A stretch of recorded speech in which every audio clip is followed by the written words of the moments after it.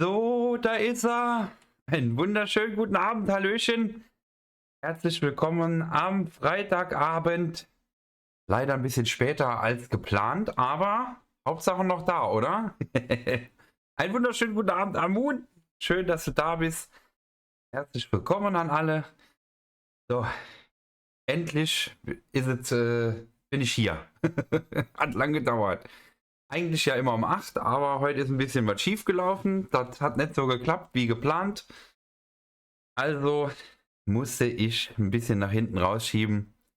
Sorry, dass ihr warten musstet. So, aber wir starten heute da, wo wir das letzte Mal aufgehört haben. Ich glaube, wir müssen noch mal ein, zwei kleine Sachen machen, die wir letztes Mal schon gemacht haben. Der speichert nicht an Ort und Stelle, sondern immer so in so Etappen. Müssen wir gleich gucken, wo wir landen. Wahrscheinlich noch mal am Anfang, aber dann sind wir auch wieder drin im Fall. Und dann wissen wir auch, wo es steht. So, wir gehen auf jeden Fall schon mal in Game.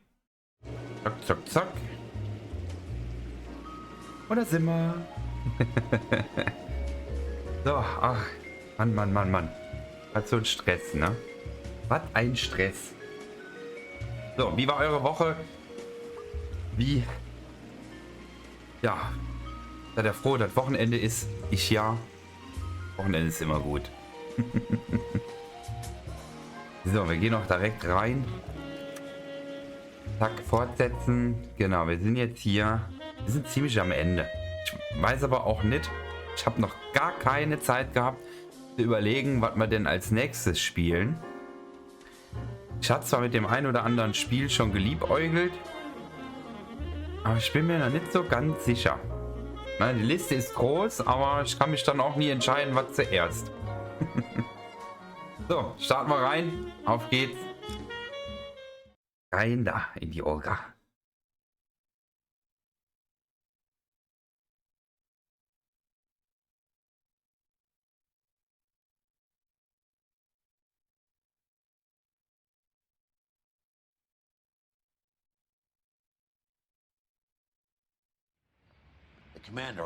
Ach, hab gar kein Video. Ich habe gedacht, es käme nochmal das Video. Also wir sind ja letztes Mal hier aufgehört, nachdem die Explosion kam. Okay, hier hat er gespeichert. Dann müssen wir wahrscheinlich das Rätsel vom letzten Mal nochmal machen. Aber jetzt wissen wir ja, wie es geht, ne? Jetzt wissen wir ja, wie es geht. Sieht das ein bisschen grauer aus als beim letzten Mal? Das Gefühl ist irgendwie...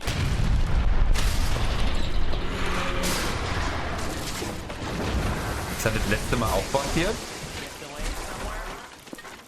Ups. Da ist was umgefallen. Wasn't nuclear. If it was, we'd all be dead from the radiation. That's reassuring. What's radiation? Everyone inside the factory was vaporized. Look at the size of that crater. What's going on over there? The mayor's going on television, appealing for calm. Television? Who can afford one of those things? Anything to go up? You're looking at the remains of Nicholson electroplating. I have an idea of what might have caused the explosion, but I'm only guessing. Have a look around the rubble, see if you come up with it. Eine anstrengende Woche, aber jetzt bin ich Rettungsschwimmer in Silber. Und endlich Wochenende mit den Kids. Ah ja, dann hat es ja was zu tun. Wird bestimmt auch nicht so das einfache Wochenende, aber ein schönes. Ja, bei mir war die Woche auch durchwachsen, immer mal wieder. Aber ja, ich würde sagen, im Großen und Ganzen trotzdem angenehm. Aber trotzdem ist man platt, wenn man von der Arbeit kommt. Man ist trotzdem platt, wenn man von der Arbeit kommt. Ganz normal, oder? Gut, wenn man natürlich den Rettungsschwimmer macht, dann hat man natürlich ein bisschen mehr körperliche Betätigung gehabt. Aber ich bin auch immer froh, wenn Wochenende ist. Weiß ich wenigstens, dann kann man in Ruhe noch mal ein bisschen was machen. Ah ja, hier waren die ja vor der Kamera am Quatsch. Guck mal, der steht sich einfach davor. Okay, macht auch mal so.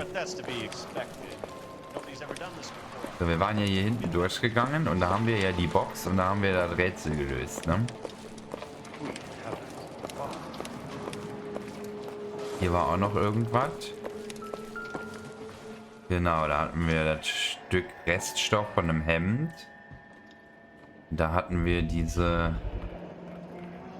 Superior Laundry. Looks like all that's left. Da müssen wir mal gucken, wo die Wäscherei da ist. Vielleicht hilft die uns ja weiter. Das kann auch ein x-beliebiges Teil sein. Gucken wir mal.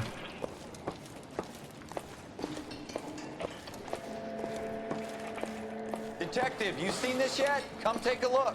Ja, ich bin gleich da. Genau, und dann hatten wir hier den Koffer.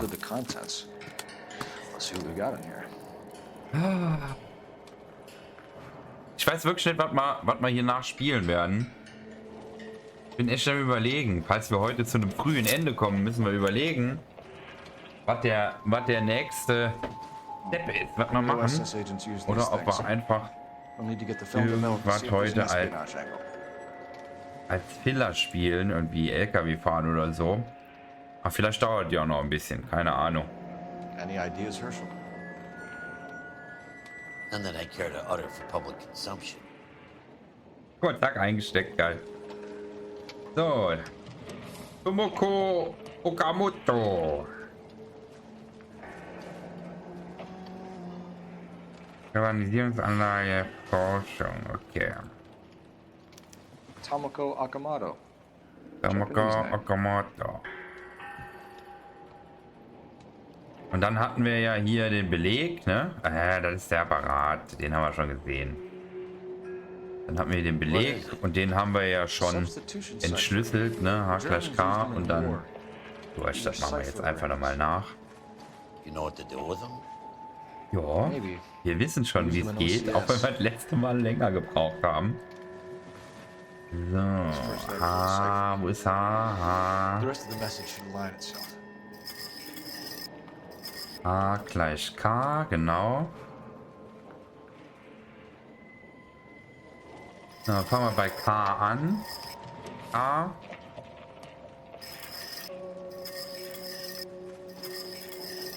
S.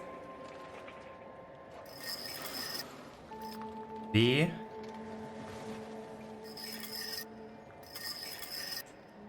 O. Wo ist J?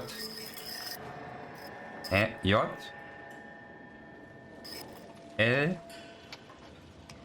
A. O. Das war wohl... Also Q. Ah, verdammt. N. Vermont. Okay. Jetzt brauchen wir noch X. X. S. S und B. It's an address. 133 North Vermont Avenue. Okay. Können wir da oben noch irgendwas gucken? Da liegt ja auch noch Zeitung, Stifte, irgendein Block. Ne, können wir nicht.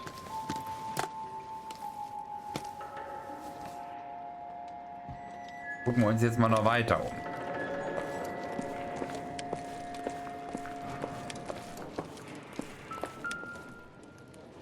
Oh. Da liegt ein Arm.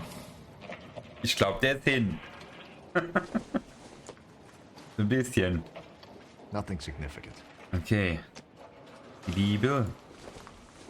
Ja, so packe ich auch immer genau. So Arme packe ich auch immer genau so an. Ja. Fingernägel nicht gemacht. Okay. Ja. Noch ein Schwund. Ja. Am Rest des Arms fehlen die Knochen. Auch ein Schwund, ne? Können wir da auch das Bein angucken, was da liegt? Da liegen einfach mal noch so Überbleibsel von irgendjemand. Da liegen auch noch Überbleibsel. Ja, mir geht besser. Da liegt noch so ein Arm.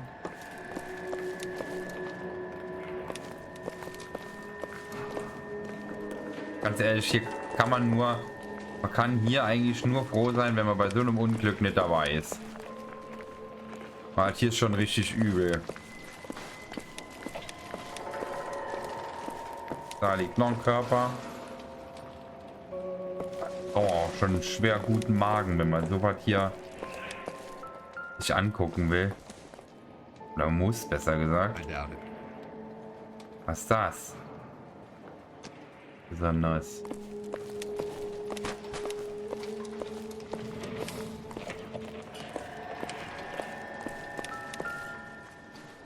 Oh, der Schuh hat überlebt. Der sieht doch aus wie neu. Optimistic, Cole. Der sieht aus wie neu. Der hat davon nichts mitbekommen.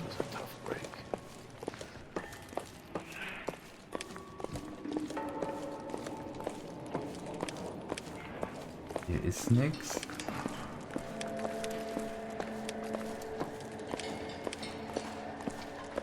Hey, detective! I think I got something here. Ja, ich komme sofort. Okay. Noch ein Schuh. Der sieht nicht ganz so plankgebonert aus wie der andere.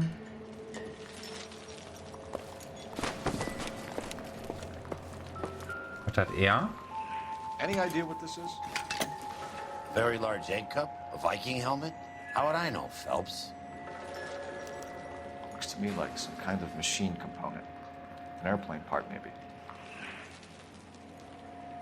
Okay. Und was soll das hier? Kann man da keinen Reim daraus machen.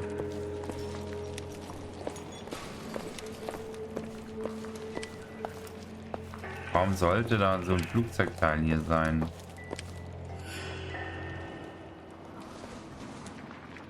Was ist das? Da können wir auch nichts machen.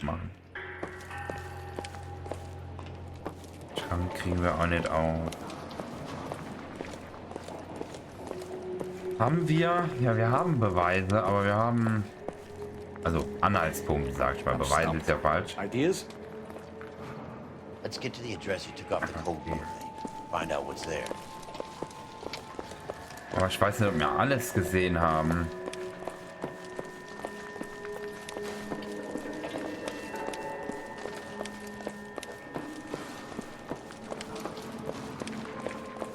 Die Halle da ist auch hin.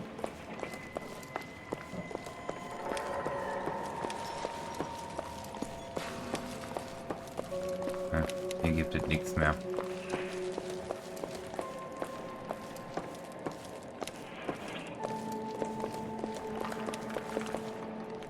Ich glaube, ein Leichenwagen reicht hier nicht.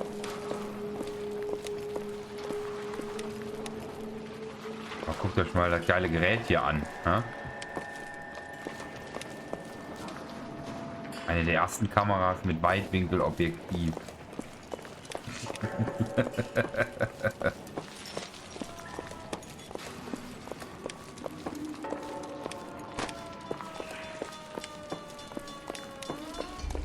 Ist das dann nicht unser Chef? I'm Fred Nicholson. Nee, This is your place? sieht nur so, das sieht nur so ähnlich aus. 32 years of work up in smoke. Ah, da können wir ja direkt mit jemandem sprechen. Wie immer könnt ihr mitmachen, ja, solange es noch geht. Hier haben wir Fred Nicholson, ja, 56, ist Eigentümer von Nicholson Galvanisierungsanlage. Da, wo wir uns gerade befinden. Okay, Explosion. Fragen wir mal. Can you tell us what happened? Our chief chemist, Harold McClellan, was using this area to test the new process. What exactly is this new process? That's classified information, son. Ja, das ist ja lustig. Deine Firma ist hier gerade in die Luft geflogen und du sagst, ja, geheimer neuer Prozess, aber die Firma ist in die Luft geflogen, ist nicht so wild. Ja, ich habe ja eine Versicherung. Beweise oder so haben wir ja sowieso nicht. Wäschereizettel, Spionagekamera. Spionage, die in den Ruinen gefundene Beweise deuten auf mögliche Spionage hin. Also, der hat hier irgendwas gemacht. Was er hier gemacht hat, wissen wir nicht. Auf jeden Fall wusste jemand davon und hat spioniert. Daher auch die Kamera. Und eine verschlüsselte Nachricht, die wir haben, die zu einer Adresse führt. Und dann haben wir noch hier diesen Overall mit diesem Wäschereizettel, der uns wahrscheinlich... Ja, das ist weit hergeholt, aber könnte ja von demjenigen sein, der sich eingeschleust hat, dass der sich irgendwie was besorgt hat, was er anhatte, damit der nicht auffällt. Ich weiß es nicht. Und dann, was gar nicht ins Muster passt, ist hier dieses Flugzeugteil. Konisch gekennzeichnet mit irgendwie Wesp Major R4360. Der Hero, schönen guten Abend. Schönes Wochenende dir. Danke für den Lurk, mein Lieber. Merci. So, PW Wesp Major R4360. Was das auch immer für ein Flugzeugteil ist. Sieht auf jeden Fall mal aus wie die Nase. Vielleicht auch nicht. Gut, wir haben keine Beweise, wo ich jetzt, glaube ich, sagen würde, dass wir um den hier rum irgendwie, keine Ahnung, um die Nase hauen könnten. Daher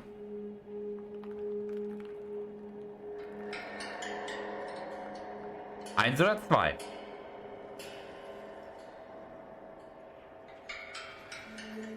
Ich würde ja 2 nehmen. Weil dem sein Gebäude ist gerade in die Luft geflogen. Der sollte uns vielleicht erzählen, was er hier getrieben hat. Also nur so nebenbei. 2, nehme ich 2. Ich nehme 2. A lot of people Jawohl. died here, Mr. Nicholson. I'm prepared to go to the press and tell them it was your fault. What is the new process? A way to chemically polish aluminum. It's traditionally done by hand. It's extremely labor intensive. The process could be worth millions. Okay. Das könnte vielleicht erklären, warum ein Flugzeugteil da ist. Wenn er denn aus Aluminium ist. Okay, Verbleib von Okamoto. Who is Tomoko Akamoto? Dr. McClellan's personal assistant. She came highly recommended.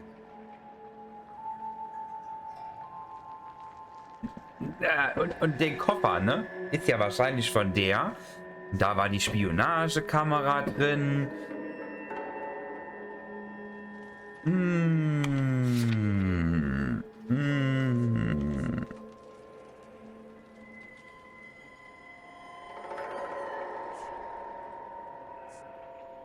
Also höchstwahrscheinlich ist die Okamoto die Spionagetante gewesen.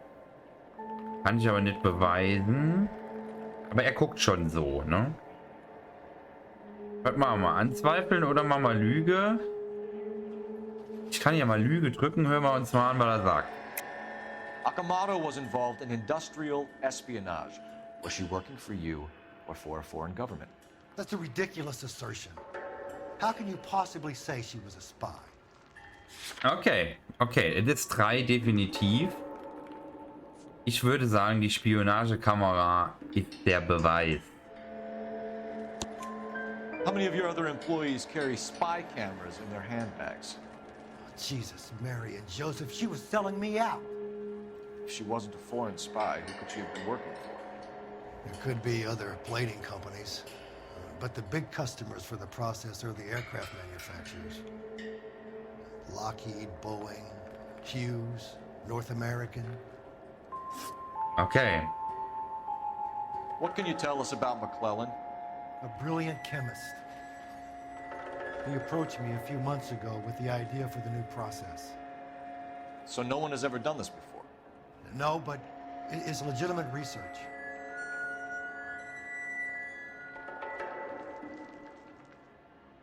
Glauben wir ihm das? Wir gucken uns nochmal die Beweise an.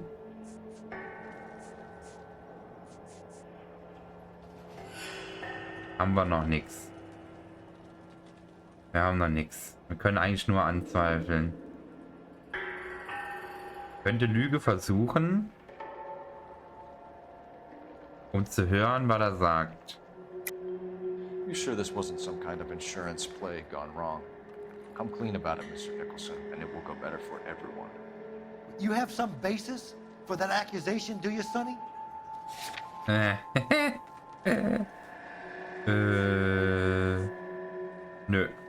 Sorry. Sometimes you have to shake the tree to see what falls out. Ich würde anzweifeln. Ich glaube, anzweifeln ist hier das einzige Richtige, was man tun kann. So you thought McClellan could do what no one else could do. You were prepared to take that risk. Look, he was a trained chemist, and his ideas could revolutionize electroplating. And you would be rich. I'm a businessman. What's wrong with turning a buck? You blew up 6 blocks. God knows how many people are dead. I regret that. That's laudable. Ich bedauere das. We'll be in touch, Sehr lobenswert. Mr. Nicholson. Can you send us Dr. McClellan and Miss Akamoto's personnel files? I will if I can find them. By the way, we also found the collar of a shirt. It has a laundry tag. They're likely to be Dr. McClellan. And the majority of people who work here don't use a laundry service. Hey, this is some mess I gotta clean up. I got no time for idle talk. Das Durcheinander ist hier gerade total wurscht. Hier sind wie viele Menschen gestorben und der denkt nur an seinen Profit. Ein Arsch. Aber so sind die Gauner nun mal, ne? So sind sie. So, wo haben wir denn die Telefonzelle hier?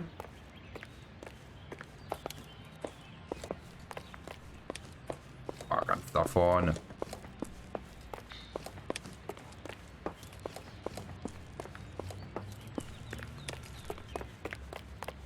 Aber die Ampel geht noch. Die Hauptsache.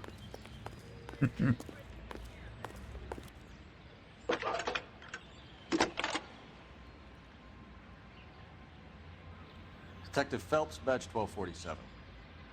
How could I help, Detective? Can you speak to someone at the Army Air Force Base for me, please?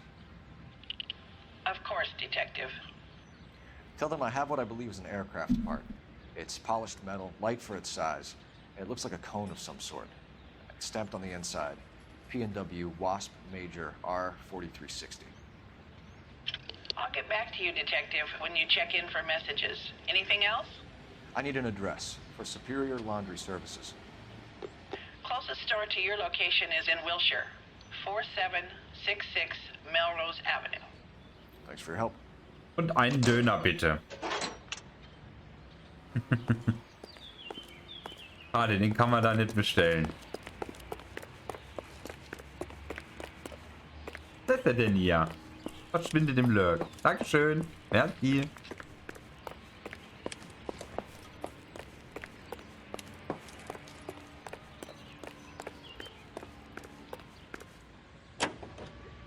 Ja.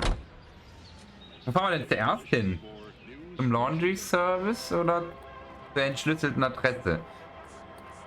Ich glaube, die entschlüsselte Adresse gibt mehr her und dann können wir den Laundry Service erstmal abknuspern und dann fahren wir zu der Adresse. Ich glaube, das ist guter Weg, guter Weg.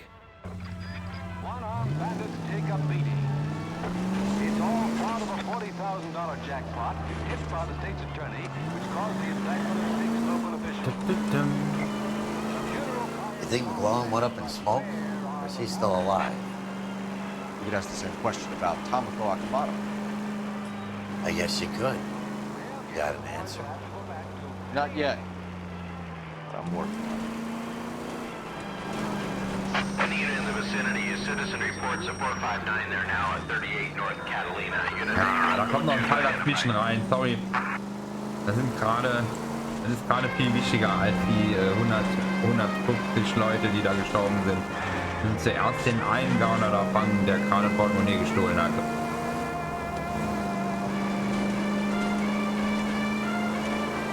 Wir hätten von Anfang an mehr Nebenmissionen machen sollen, glaube ich. Warte mal, wo sind wir denn? Boah, die Karte. Ist die? Ah, da. Wir sind... Das hier. Das ist die Galvanisierungsanlage. Wo sind wir? Da müssen wir hin. Da ist die entschlüsselte Adresse. Und wir sind hier. Haben wir ein paar Blocks zu fahren. Die rote Ampel macht schon 1600 Euro Knötchen. Kann es sein, ich bin Polizist. Mit der Lizenz zum Ampeln überfahren. Ja. Verstehst du? Ich muss nur wissen, wie. Einen schönen guten Abend. Wie ist es dir? Alles gut?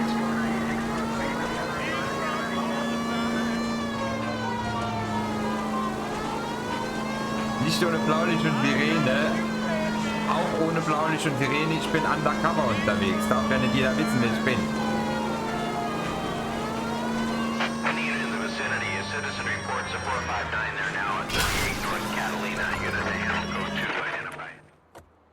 Was macht der da?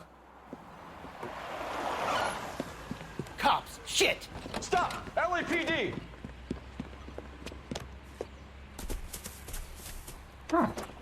Versucht mit seinem Chevrolet ab. Er steigt wieder ein, ganz gemütlich. Er hat überhaupt keinen Stress. Muss gleich zur Arbeit. Hab kein Wochenende, ja. Wann geht's bei dir wieder ein Wochenende? Wochenende ist ja bei dir. Stay on his ass, Cole. Don't lose him. Du hast ja nicht so wirklich ein Wochenende, ne? Mal zwischendurch irgendwie frei.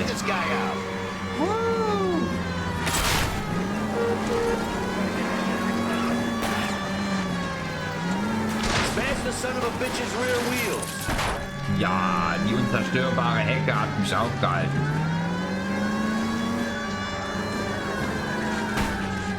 Wow.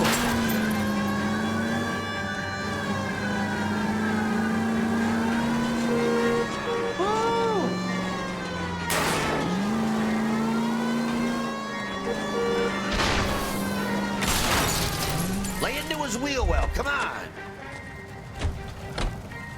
But I'm scared to go to prison, mister. They'll take one look at me and... Ja, wenn man sich an fremden Fenstern zu schaffen macht, doch kein Wunder. Macht man sowas halt nicht. Zack, Rinder. Ab geht die Post. Mittwoch habe ich Urlaub bis zum 8. Ja, jetzt kommt die Zeit, wo du so lange Urlaub hattest. Ja, kann ich mich dran erinnern. Ich muss noch eine Woche, dann habe ich auch mal 2 Wochen Urlaub. Da freue ich mich auch drauf. 1845 Straßenverbrechen. Nur. Aber ich sag mal so, wir verpassen bei den Straßenverbrechen relativ wenig. Die sind meist nicht so intensiv wie das hier. Ein bisschen Verfolgungsjagd und dann war das.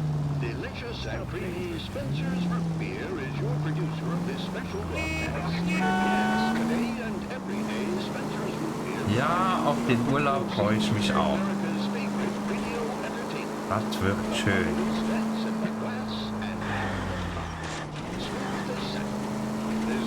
Trocken, Geburtstag feiern und dann in Urlaub fahren.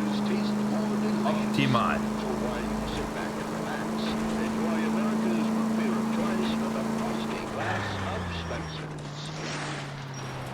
Jetzt halt, wir müssen vorne an die Straße. Doch.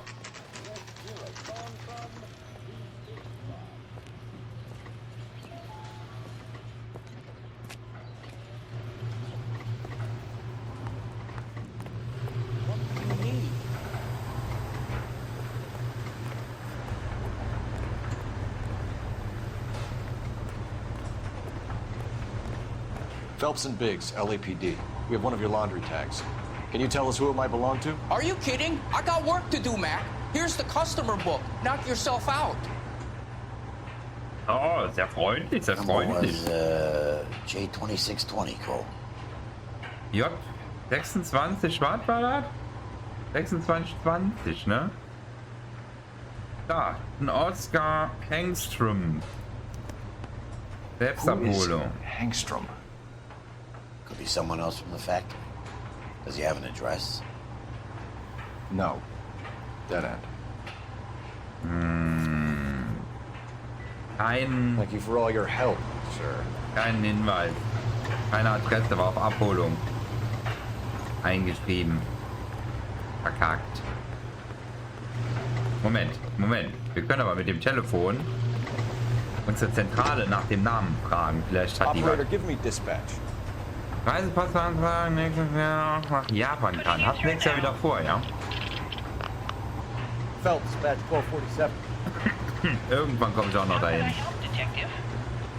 I need an address for an Oscar Hangstrom. Checking.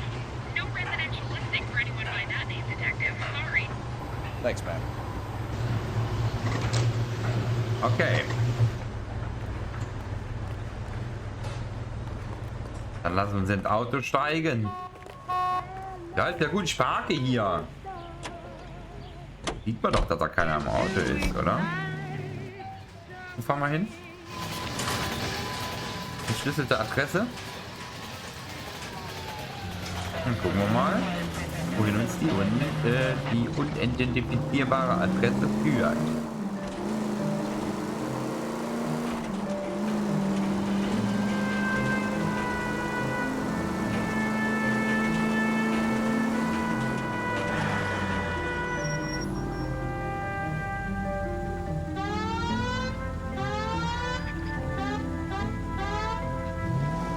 Erste mal langsam.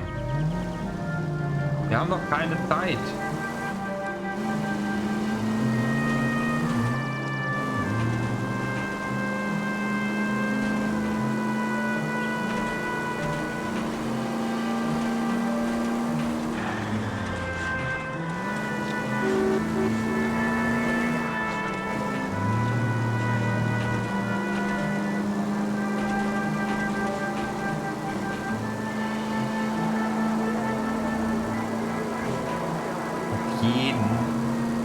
Ja, hat gut gefallen da, ne?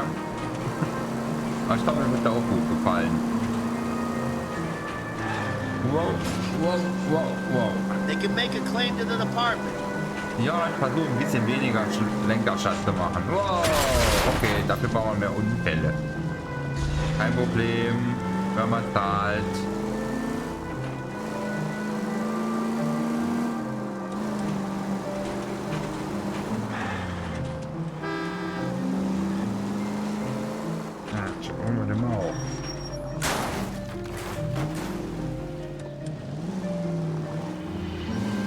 Müssen wir hier rein oder an die Straße? Ich glaube eher an die Straße, ne?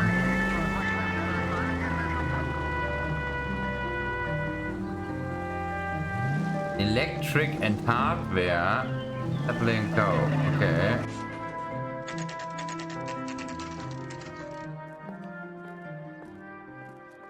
Oh, was habe ich jetzt im Auge? 20% Schaden Werkstatt aufzu. Ah, hier ist eine Klingel. Guck mal, da haben wir doch Tomoko Okamoto. Well. Why the cloak and dagger routine, Miss Akamoto? Miss Akamoto ist da oben. Irgendwo wohnhaft. Was war da? 2? Oh, die Tür ist offen. Es sieht so aus, als wäre hier jemand gewesen, der das nicht so cool fand. Gucken wir uns um.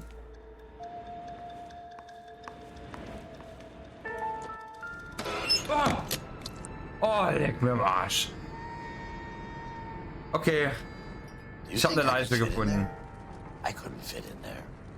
Meinst du, ich würde da reinpassen? Okay.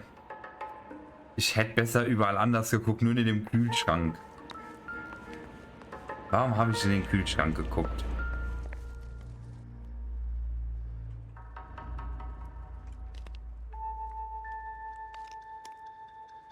One to the head, one to the heart.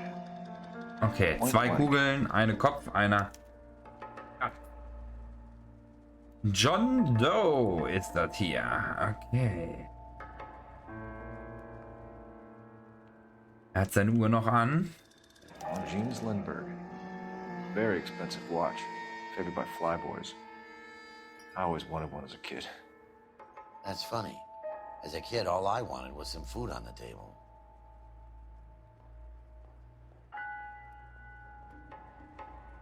Oder den anderen Arm noch. Dicken Ring. Be a class ring. Okay.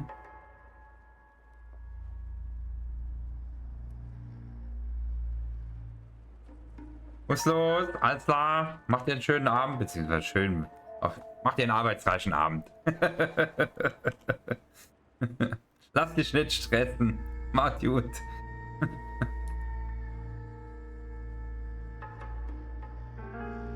Hat der sonst keine Hosentaschen oder sowas? Ne, hat er nicht. Okay.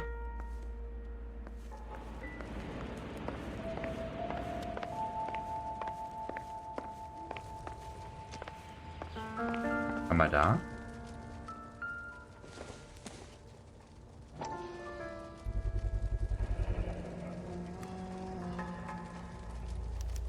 Los Angeles Police, Krawattennadel. Sure. The department gives you one of those when you retire. Für pensionierte Polizisten. Wie kommt die denn hierher?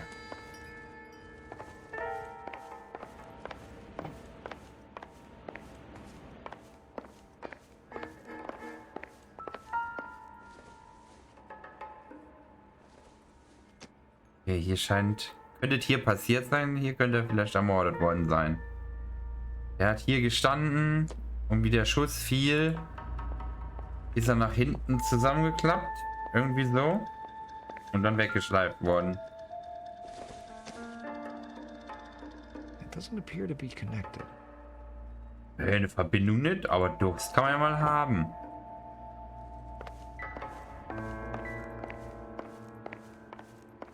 Haben wir hier noch irgendwas Wichtiges? Hier wurde auf jeden Fall deutlich gesucht. Nach irgendetwas.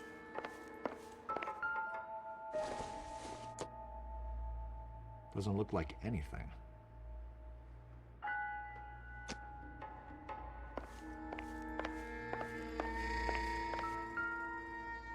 Und guck mal, hier haben wir noch so Looks eine... like we have a match.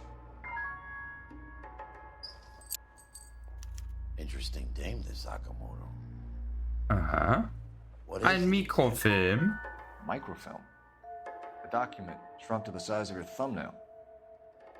Rod must have amazing eyesight.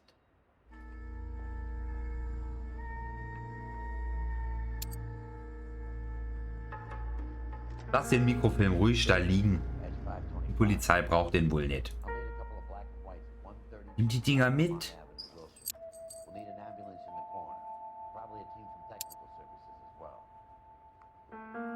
Dann nicht.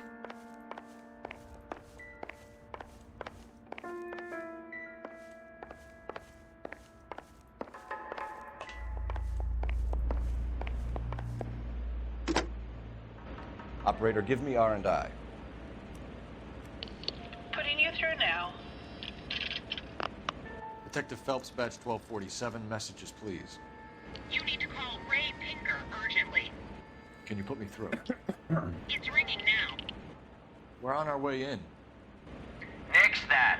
I got a message from Lindbergh Field. An airplane tech there identified your part.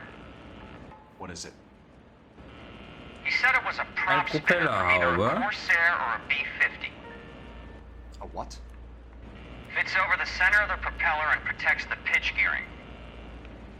So it's a military part. Could be, but get this. The Spruce Goose runs 8 Wasp R-4360s. I think you better get over there and check it out. We're on it. Okay. Hughes Aircraft untersuchen durch den Hinweis mit der Propellerhaube. Ich glaube, hier haben wir alles. Hier sollte auf jeden Fall mal die Spurensicherung vorbeikommen. Wir gehen mal weiter. Lass die Tür euch offen, damit die nächsten reingehen können. Wo ist unser Auto da?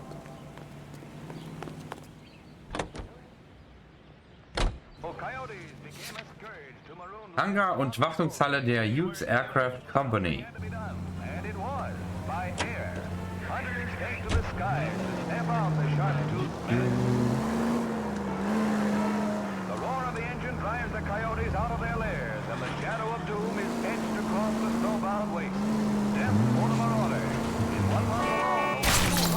Whoa! What are you doing? Nix, ich hab nichts gemacht. Ich hab nichts gemacht.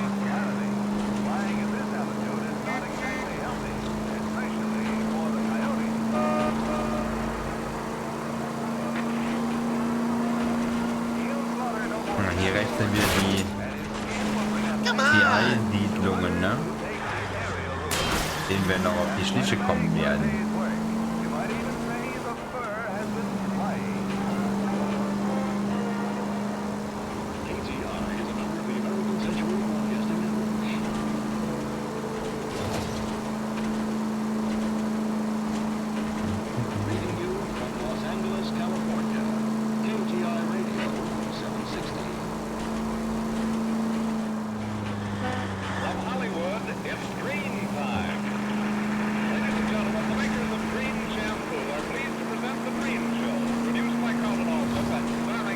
Kommt jetzt eine Zwischenmeldung rein, ne? Dabei haben wir noch mindestens 20 offen, wenn nicht sogar mehr.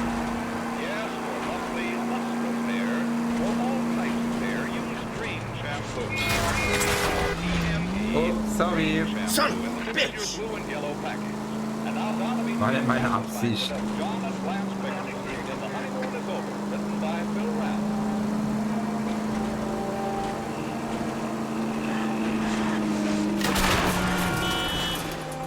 Cut it out! Die Lücke doch gut benutzt.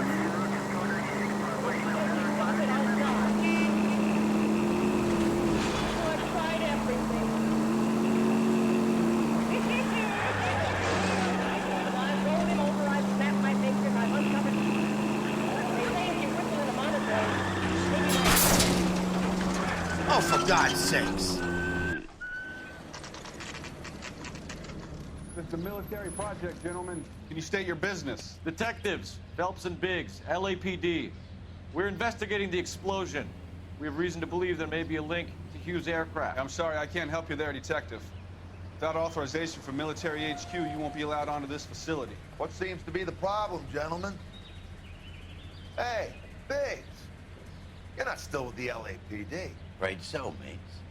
Can you help us out here? Sure. What seems to be the problem? We're working the big explosion at the electroplating plant. Found a part there that belongs to one of your planes. I work head of security for Mr. Hughes now.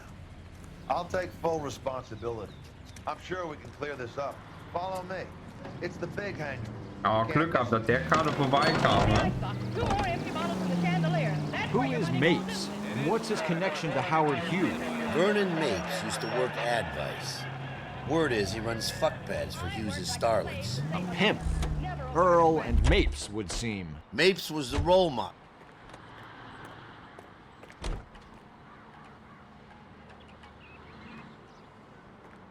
Follow me. Good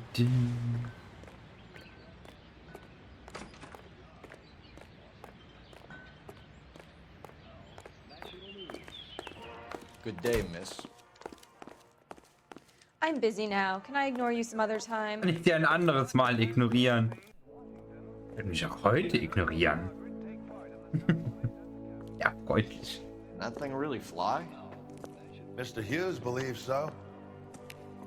Amazing, isn't she? So, this is the spruce. Jesus Christ, Biggs, you want to get me fired? Mr. Hughes hates that fucking name. It's the H-4 Hercules to you. You mind answering a few questions, Mr. Mapes? Call me Vernon, kid. Fire away. Okay.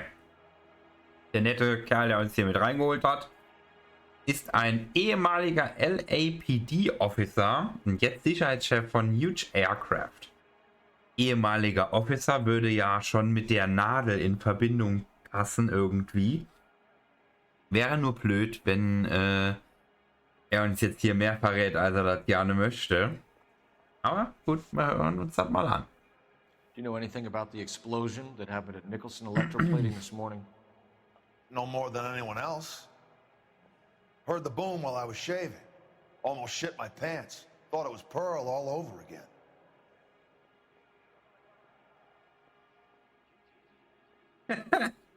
Nee. Ah, Mann. Wir haben nichts gegen ihn, aber ich habe eine Krawattennadel, aber die passt nicht.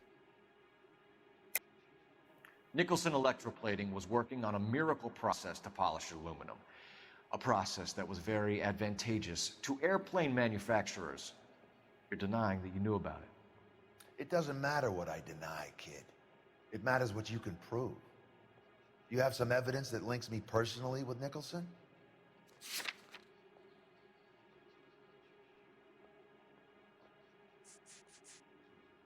Nee. You don't ask, you never find out. Also zweifeln wir es an. But you had no personal contact with any of the employees. And you have no idea what caused the explosion. I'm in security.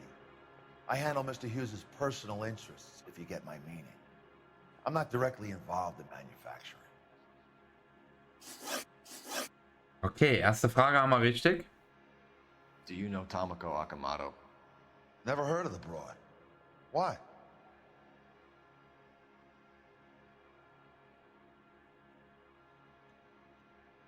Weil du keine Krawattennadel trägst und ich die gefunden habe. Akamoto is an industrial spy. She's on your payroll. A spy, you say? That's very interesting. You have some way of proving she was working for me or Hughes? Ah, mit der Krawattennadel.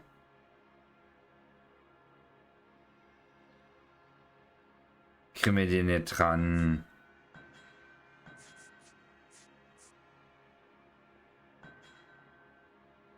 Kriegen wir den nicht dran. It's nothing personal. I'm just doing my job. You understand that? You don't happen to wear an LAPD tie pin, do you, Mapes? Sometimes. I have a couple of them from my days on the force.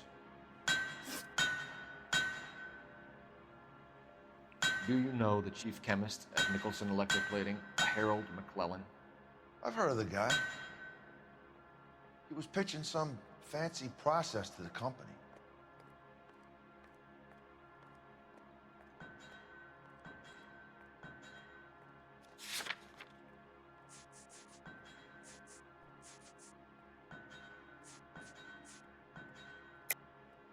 We know that you were sending parts to Nicholson for testing. Question is whether you were going through Nicholson or cutting your own deal with McClellan. Interesting theory, kid. How you gonna prove any of that? Nix. You're off the hook for now. Did Hughes have a contract with Nicholson? Hey, kid, lose the tone. Hughes has contracts with every plating shop in LA. We'd like to discuss these contracts with Mr. Hughes. This kid's a riot, Biggs. See Howard Hughes? Harry Truman has to make an appointment to see Howard Hughes. Thanks for your help, Mr. Mapes. Do you mind if we have a look around while we're here? Sure. Knock yourself out. You want to take a look inside her? Can't hurt. Ganz ehrlich, wenn ich an seiner Stelle gewesen wäre, hätte ich die rausgeschmissen. Wenn wir so blöd kämen wie ich dem gerade. Ich glaube, den hätte ich irgendwo hingejagt. Weit weg.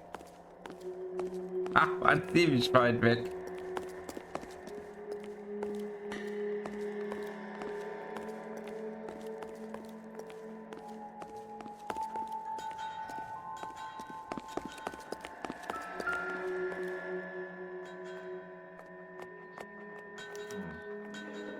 McClellan's process was going to replace all this. Mhm. Oh, geh mal rein.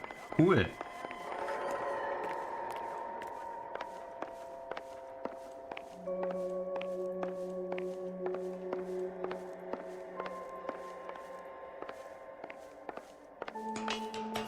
Kann ja noch da rein krabbeln.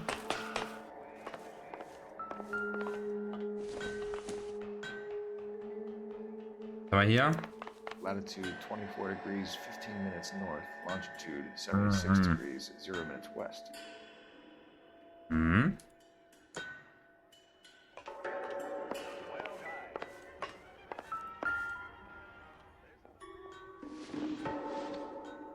.76 degrees west. 76 24.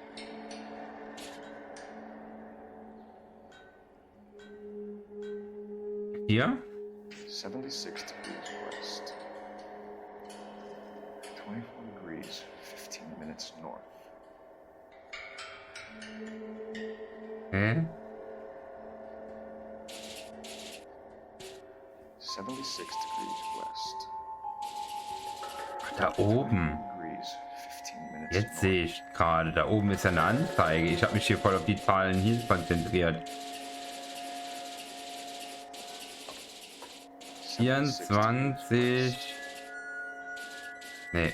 Ah, jetzt muss ich aber von vorne anfangen. 76.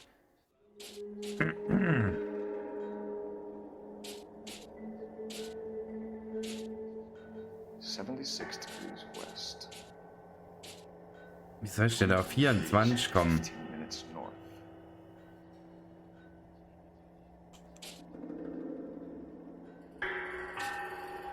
Gehen wir direkt auf die?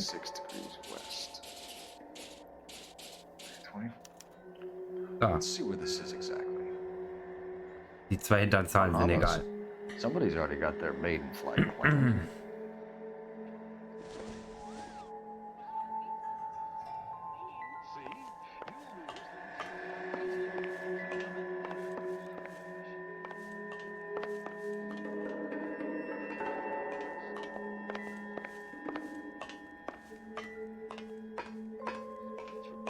Ich glaube, hier haben wir alles.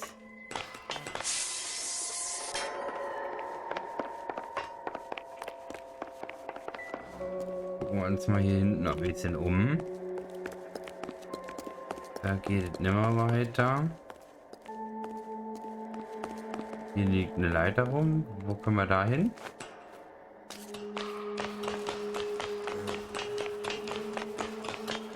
Zack, zack, zack, zack.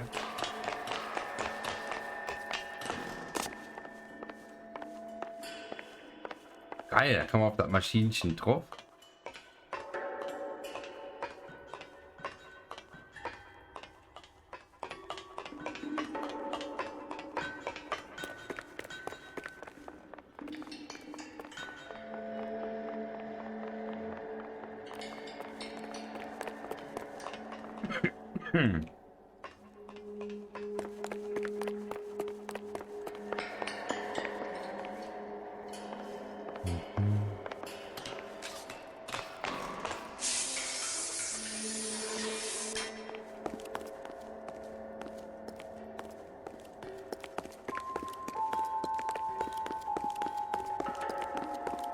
Ziemlich weitläufig statt hier, ne?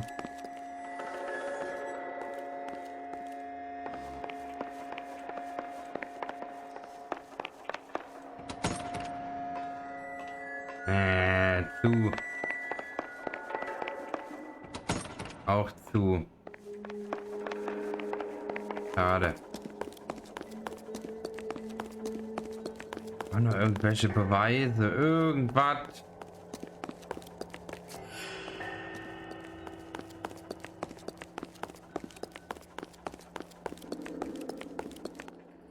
Is that a Pratt & Whitney 4360? Sure is. You know your motors. Do you mind if I take a look at the prop spinner? We're getting her ready for sea trials, so be quick about it.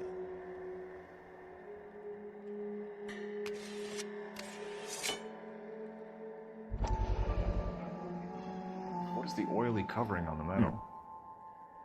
We coat the aluminum parts in linseed oil, preserve it from oxidization. Okay. Ölüberzug, weniger Rost. Das andere Teil sah nicht so ölig aus, oder? Looks like Mapes' office is in the far corner. See what he's hiding. Sah nicht so aus, als wäre da ein Flugzeug rein. Heute habe ich dabei mit dem Husten, ne?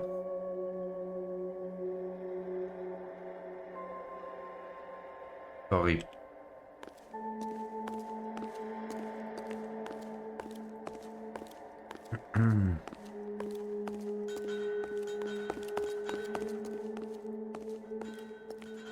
Tell a man that there are 400 billion stars and he'll believe you. Tell him a bench has wet paint on it and he has to touch it. Eine Lebensweisheit.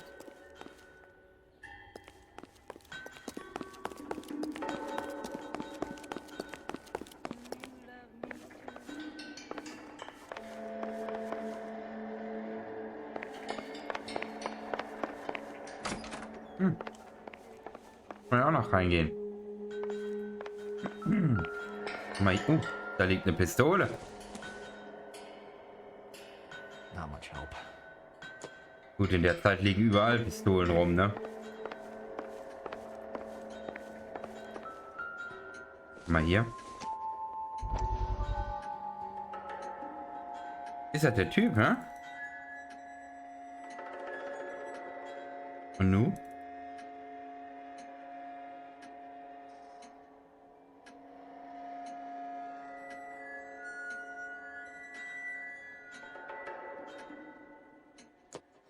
Das ist ein Beweis, so wie es das angehört hat. Nee, doch nicht.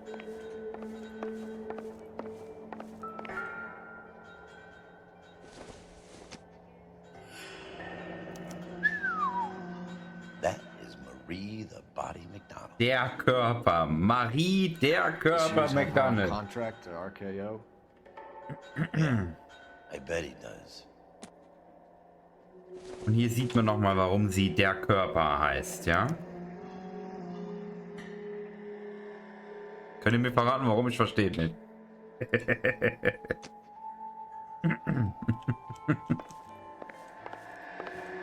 Let's see what Pinker has for us. He's probably done tinkering with that camera by now.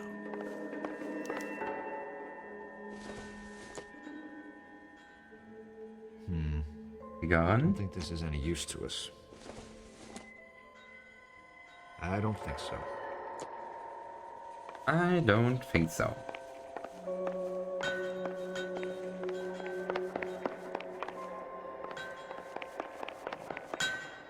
Thanks for the tour, Mapes. Always happy to help the department. Hey, don't I know your face from the papers? You're the cop that's stripping that German broad. Nah, I think you got the wrong guy for him. Ist mir aber früh aufgefallen.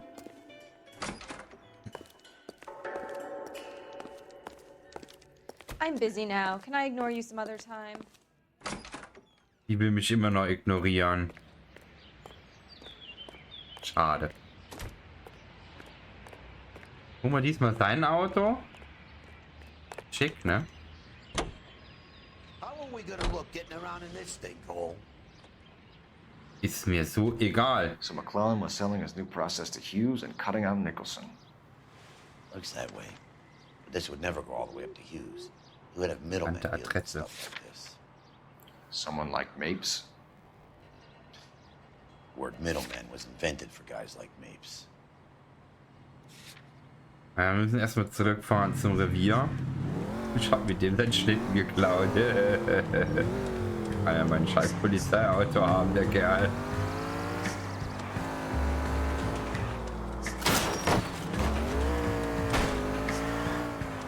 Easy. Must be a tough break being separated from your kids, Phelps. They're fine. They've got their mother and they've got each other. What about you? What about me? What have you got? A friend of mine is helping me through it.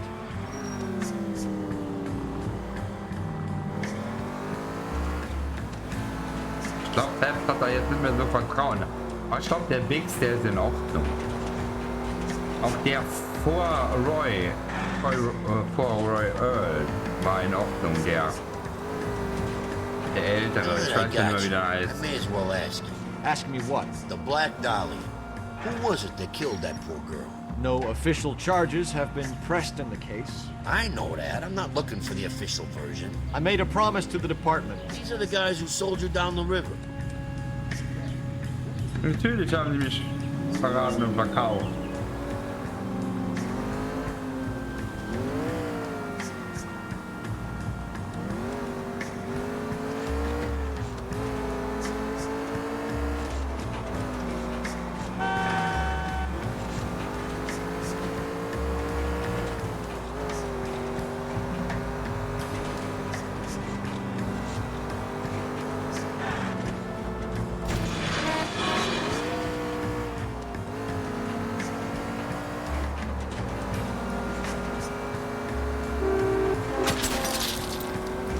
Da bleibt doch nicht da stehen.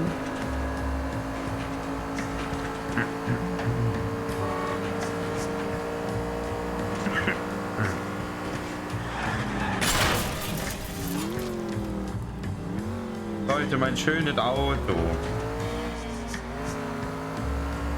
Gibt es doch nicht. Die anderen fahren mir mein schönes Auto kaputt.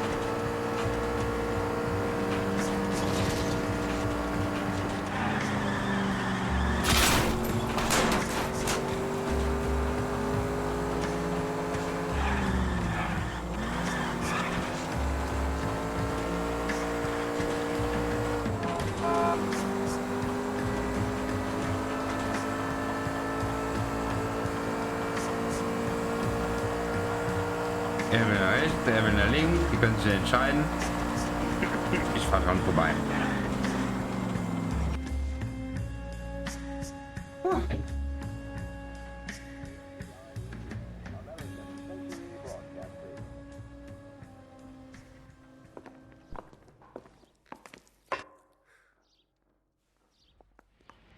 Hey, I gave his wife a tap. He said all fair in love and war.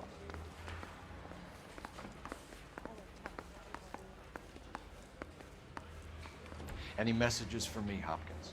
Not many you'd want to hear. Newspapers wanting interviews and rookies cussing you out mostly. Nothing else. Pinker wants you in tech services. Maybe you'll be more popular downstairs. Downstairs? Okay. Spurensicherung downstairs.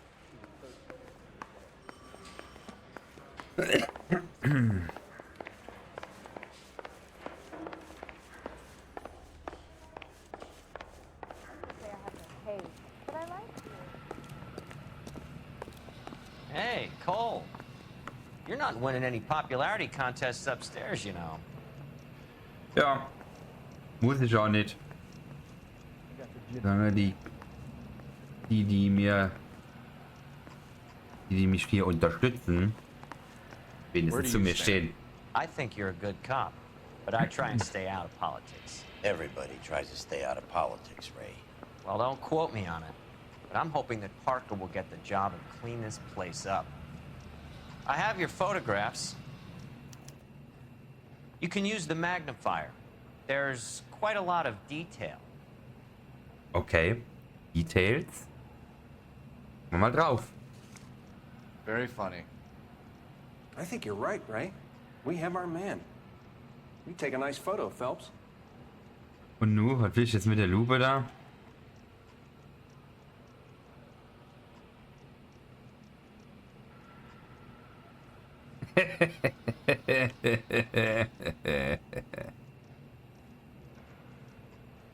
Okay, ich glaube, mit dem Foto können wir nicht viel machen.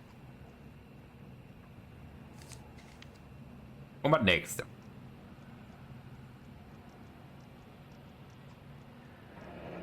Bringing the Watcher a match for our John Doe. He's obviously the competitive bid. Can you get this over to Lockheed so we can get a name for this guy?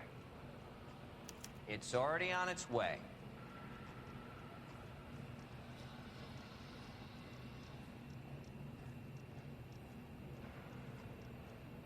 Gut, mehr ist mit dem Foto wohl nicht zu machen. Howard Hughes, millionaire, industrialist, aviator, and playboy.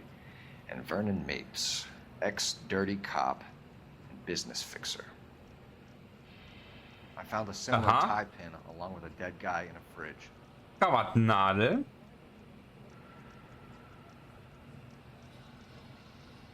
Genau da.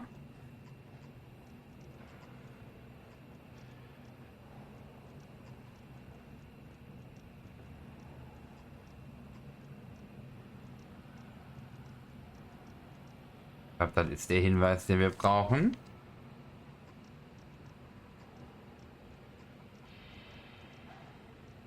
Excellent photography, Tomoko. So Tomoko had the goods on McClellan.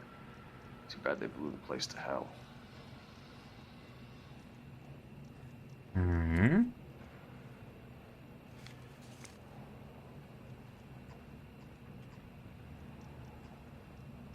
this McClellan? Can anyone make out the street number behind him? Are you kidding? With my eyesight?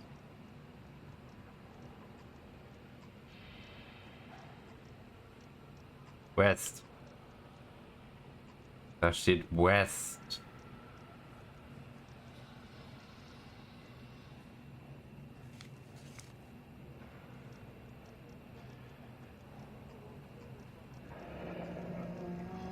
Okay, wir haben West und dann haben wir den anderen Teil von der Straße haben wir ja schon. 3941.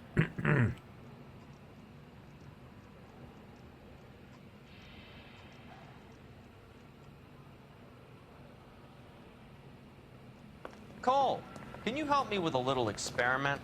Use the eyedropper in front of you. One drop from each of the bottles on the desk.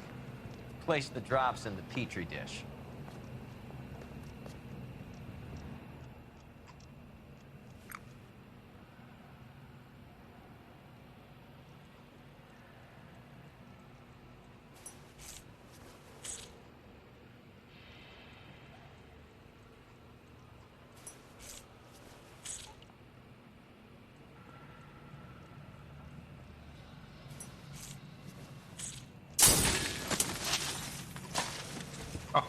Hab mich gleich mit erschreckt.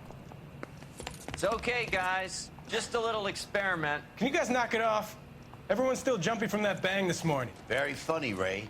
You just took a couple years off my life expectancy. Did the same trick to me about an hour ago. So that was the stuff that caused the explosion. Ja, I think so. gerade Acetic anhydride is almost as explosive as nitro, and when mixed with perchloric acid, it's very unstable. It needs to be cooled constantly. We used linseed oil. You could add any organic compound to trigger an explosion. 3 little drops. Yeah, and they were using a 100-gallon vat. Dann wissen wir ja, was die gemacht haben, ne? Jetzt ist nur die Frage, für die Adresse, haben wir da genug jetzt zusammen gehabt oder nicht?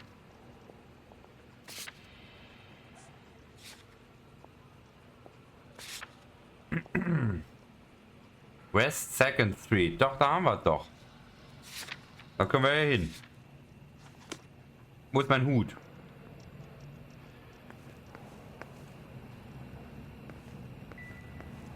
Haben wir da?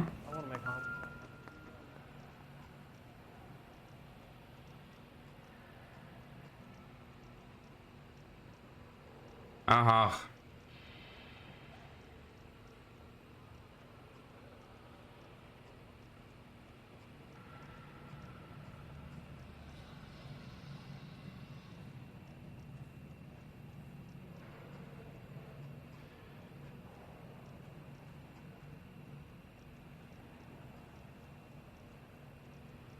Politur- und Badeprozess, um Aluminiumlegierungen vor dem Überziehen wird eine spiegelglatte Oberfläche erzeugt. Erfindungsdiagramm. McClellan's patent application. So we have McClellan raising a patent and selling to Hughes, and Akamoto copying the details for Lockheed. Where does that leave Nicholson? With a great big hole in the ground. Mhm. Can't spare any time. I've got to prepare an evidence brief. Da hat der Kerl uns ja aber dran gekriegt mit dem Experiment. Ein Schocker am Abend.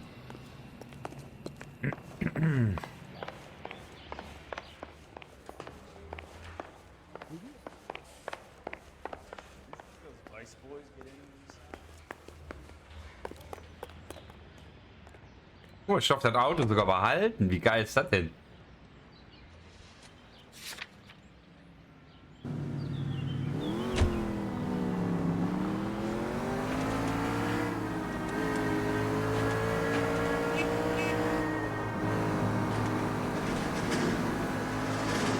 Wäre schon immer gut Polizist geworden. Die können sich Autos klauen und dürfen die hinterher sogar behalten. Nur so ein Ding als Polizist.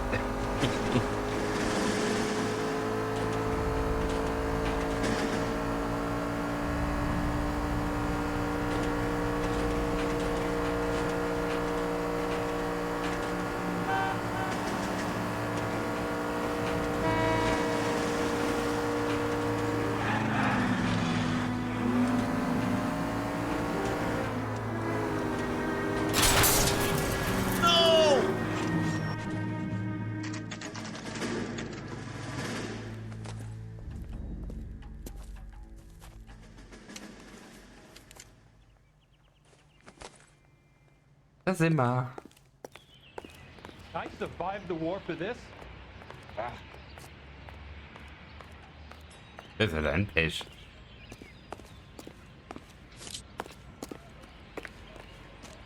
Da stehen Kellogg's Cornflakes.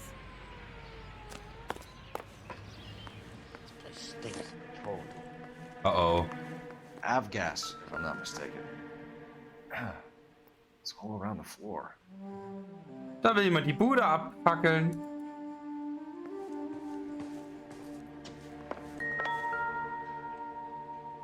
Sind wir hier?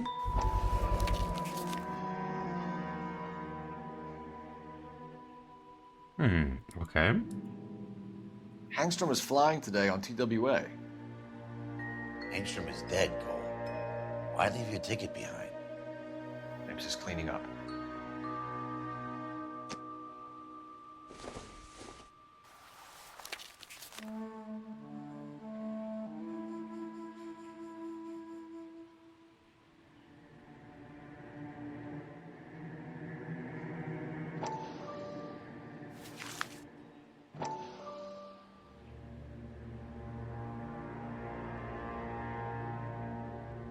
Achso, ja, okay. Ah, okay, tretet schon. Oscar Hangstrom, Angelika Hangstrom, Daniel Hangstrom. Okay. Daniel ist ein cooler Name, by the way, muss ich schon mal sagen. Black, Brown, okay, Nevada, Missouri. Chemist, okay. Weiter geht's.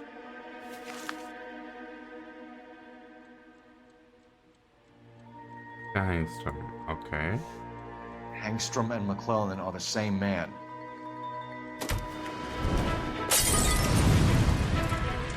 The gas, Cole, the gas! We gotta get out of here right now! Look, by the stove! Shoot the gas! We're out of here! Whoa, whoa, whoa, whoa! Da! Aus!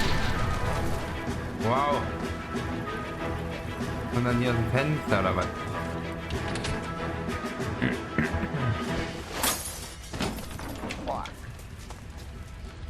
There you are, Alter! Come on, he's not getting away from us. Der holt wieder sein Auto und jetzt haben wir wieder die Gurke.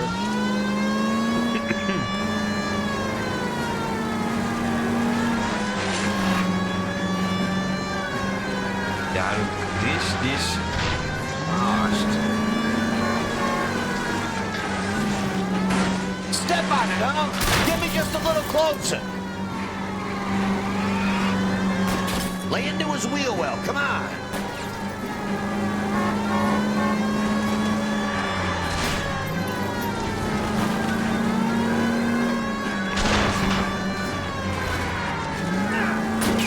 Get on Weg. Get in close and steer him off the tar. Alter, ist gut flott, der Typ mit dem Auto.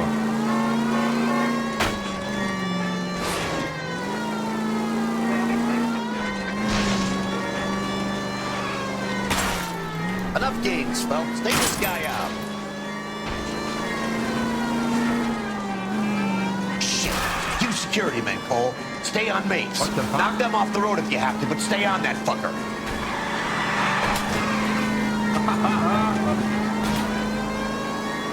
Smash the son of a bitch's rear wheels. I can't hit a target that isn't there, Phelps. Ich komme nicht näher ran.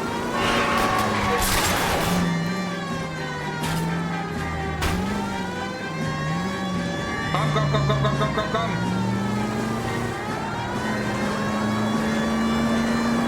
Da uns drin kommen, ja.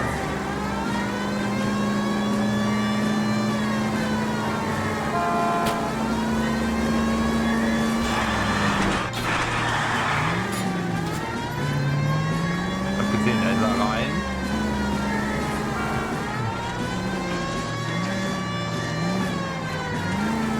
So, machen wieder.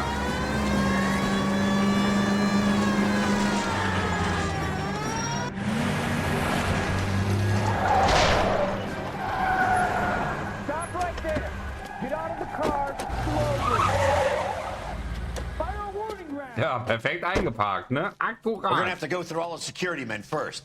I hope you're ready for a fight, Cole. Kann er nicht einfach random anfangen, auf zu schießen.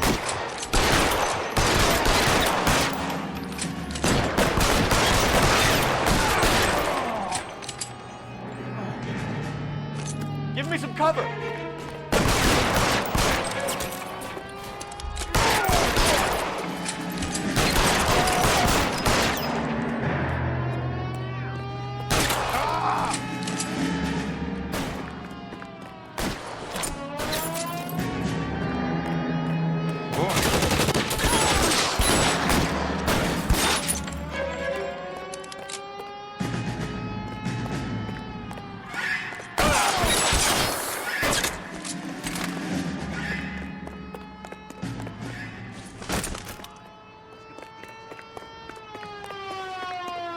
Ich fackel da nicht lang.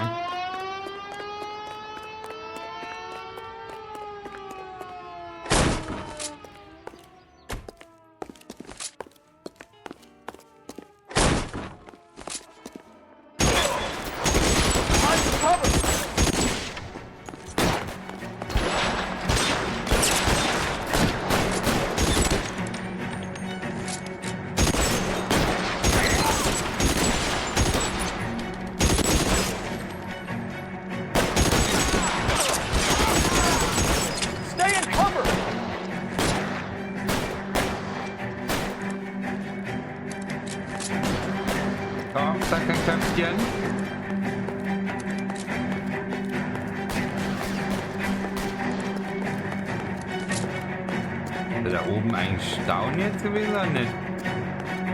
Da oben ist down, jetzt hier unten.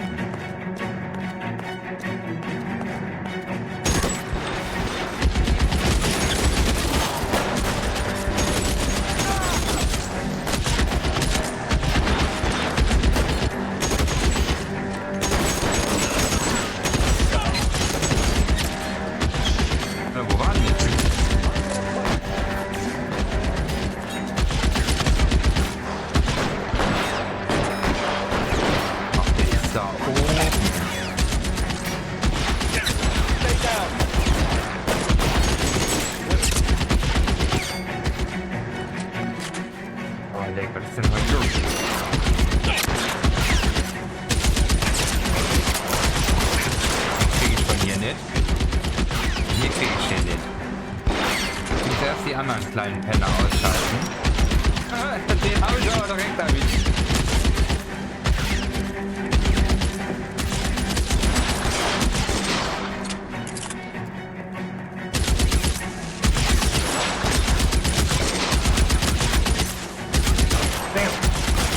Den kriege ich von hier nicht, aber den.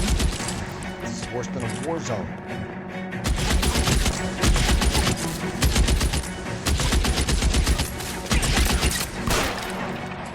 Jawohl. Wir haben. You're gonna have to explain this to me again. So the guy at the chemical plant, he's planning on selling his magic formula to another company and skipping town with his assistant, but he blows himself up before he can manage it. So why the dead body in the refrigerator? Mapes, Captain. He was eliminating all competitors for the process. When it went bang, he burnt down the apartment to remove all connection between Hughes and the plant. Mapes, right. I remember Vernon Mapes. The guy had good, honest cops hanging their heads in shame. Glad he's finally out of commission. I don't know if it'll do you any good, Phelps, but between the spruce goose and half the city exploding, might just have made the case of the decade. Das wäre natürlich für uns ein Ruf echt geil, ne? Unser Ruf ist ja total hinüber gewesen. Ist der Fall jetzt rum? Der Fall ist vorbei. Oh, nur die eine Frage.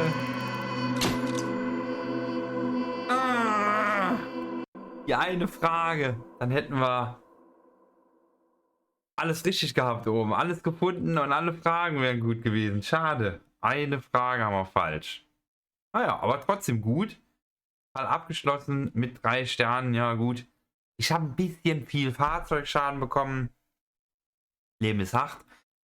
Mapes mit der Nicholson-Explosion in Verbindung zu bringen, wäre ein erster Schritt in Richtung Howard Hughes. Okay. Mal gucken, was jetzt passiert.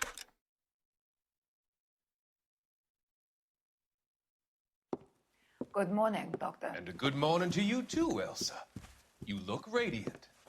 Thank you, Doctor. We haven't been seeing much of you lately, Elsa. You've been missing appointments. I'm sorry, Doctor. I've been feeling much better. That's very good to hear. And what has brought about this improvement? It's the new man in my life. He's convinced me to fight my addiction. Ah, the policeman from the newspapers. How has he coped with his fall from grace? He can finally see things from a human perspective, rather than the ivory tower he created for himself. It's making him stronger. It's making me stronger helping him. You wouldn't make a bad analyst yourself, Elsa. Should we swap seats? Arsch. We're both finding we have a lot to live up to.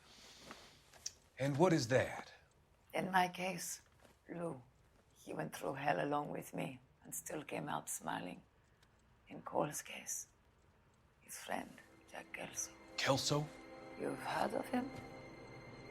No, I just like the sound of his name. Cole and Jack are working on a case together. Is Jack a policeman too? No, he works for the district attorney. What? He's a special investigator. I thought you didn't know him. I have never met the gentleman in question. He has been looking into Lou's case. Cole thinks it might be linked to some fires he's investigating. You look pale, Doctor.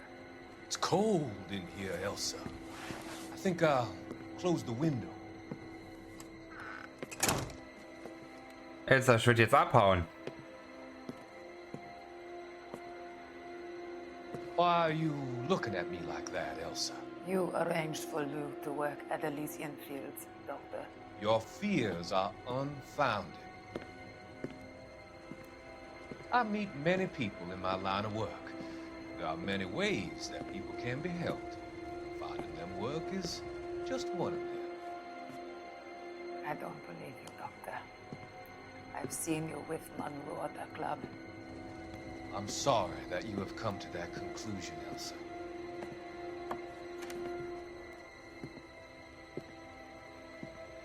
I've always so enjoyed our conversation.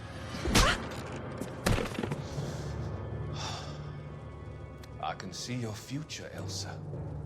And Cole, the policeman. And Jack, the investigator. It's an unfortunate and grisly end.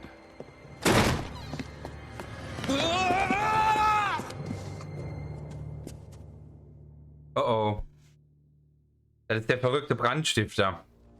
Der hat den umgebracht. I've come to help you, Doctor. To help you cross over. All your sins will be forgiven in the next life.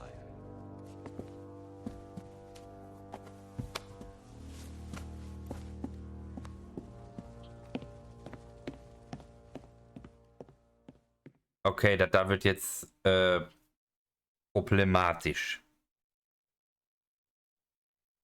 Der Doktor ist tot. Aus dem kriegen wir nichts mehr raus. Der Verrückte hat sich die Elsa geschnappt. Oh je. Oh je.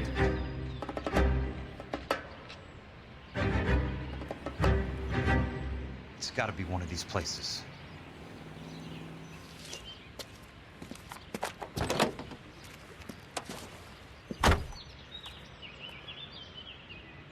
The arsonist's a bug sprayer. He must have worked at one of these joints.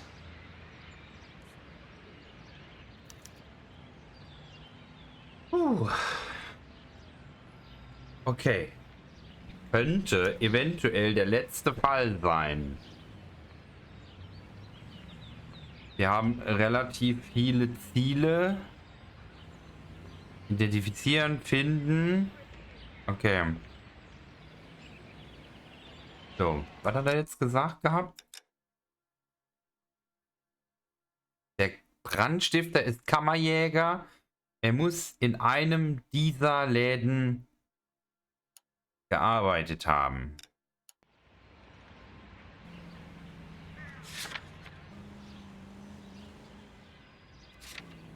Okay, da haben wir hier die Rapid Kammerjäger. Schauen wir mal hin.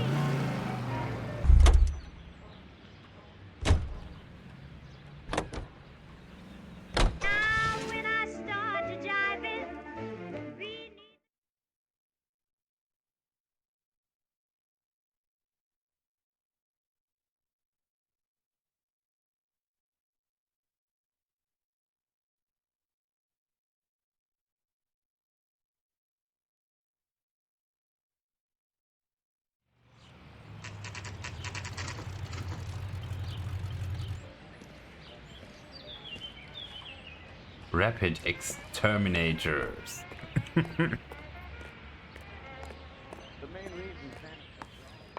Help you? Da haben wir eine Zeitung. How many guys you have working here, Pop? Who's asking, son? It could be official or unofficial. Depends on how you want to play it. You should get to a hospital, son. That arm of yours appears to be letting in daylight. Save the pity for the other guys. They're the ones who need it. I'm looking for a big cowboy who works pest control. Does he work here? We don't have anyone like that here. You sure? I'm not the type of guy you want coming back. Yeah, I'm sure. Okay, die Zeitung gucken wir uns auf jeden Fall noch an. Kreuzzug gegen Korruption. Peterson verspricht, im LAPD aufzuräumen.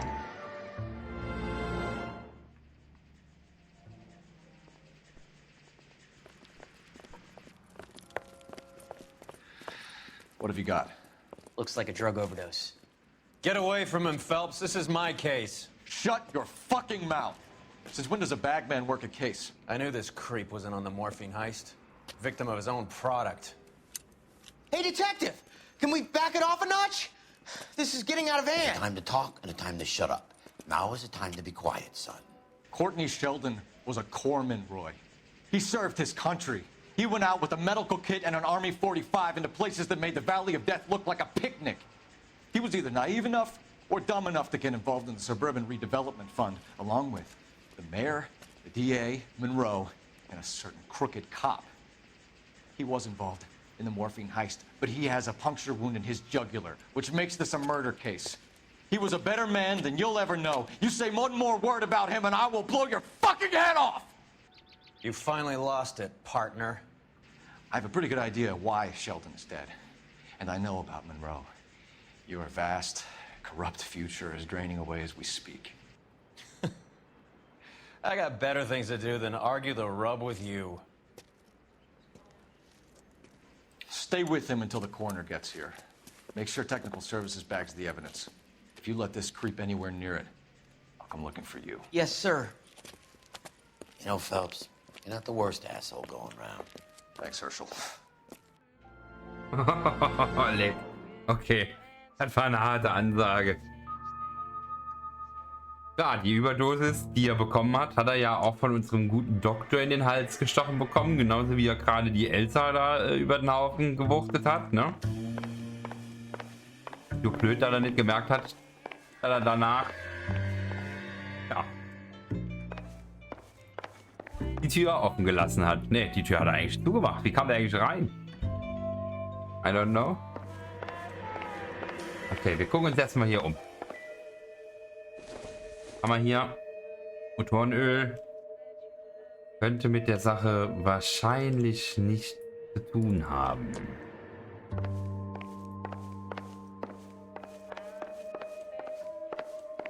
I already answered your question, son. Okay, mehr gibt es wohl nicht. Hier da hinten ist auch zu. Ja, wir haben nichts. Nothing.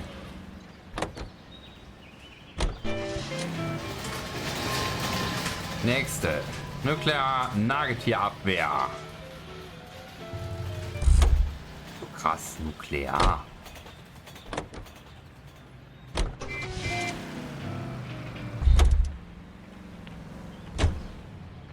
Ach, jetzt.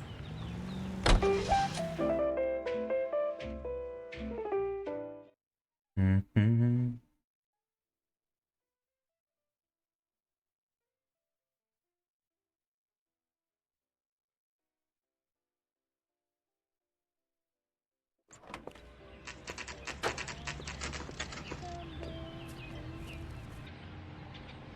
Gucken wir mal hier. Slay Bugs. Welcome to Nuclear. What can I do you for? I work for the DA. I need to speak with an exterminator. Big guy with a cowboy accent. We have only 3 people work here. Me and 2 Mexicans. They're both on the scrawny side. Thanks for your help. Okay, wieder beim Falschen. Dann kann es ja nur die Westlake Ungezieferbeseitigung sein. Bleibt dir nicht mehr viel mehr übrig.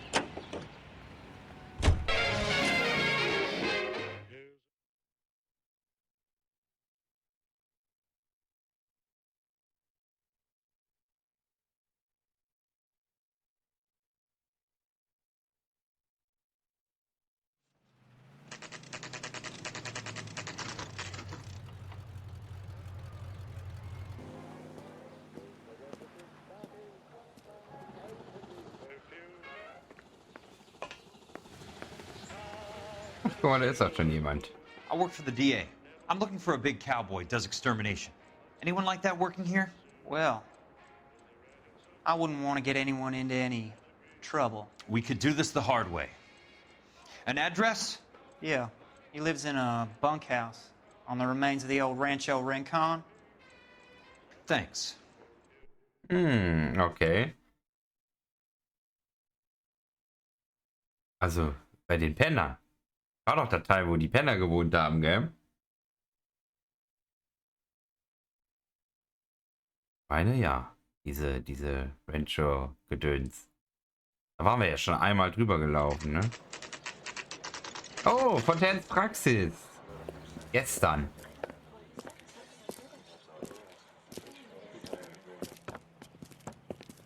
Cole, you made it. What's this got to do with me, Rusty? Dr. Fontaine, prominent shrink, dead in his patient's room. Spine snapped like a twig. The suspect is one of his mental patients. I've met Fontaine. His last patient was Elsa Lichtman, Cole. She's missing. Nurse said that she saw some big Boris Karloff type carry her out of here. The best thing that you can do to help me, Rusty, is let me take a look around. Sure thing, Cole. This way. Okay. Er wusste bis jetzt gar nichts davon. Krass.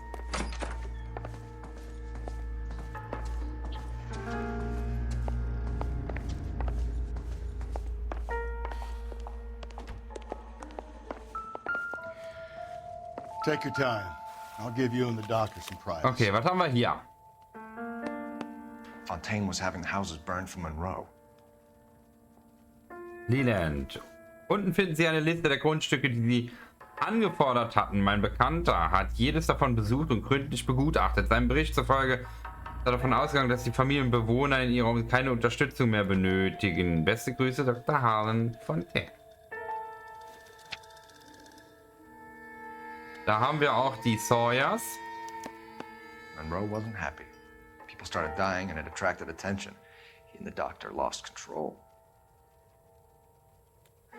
Was steht hier?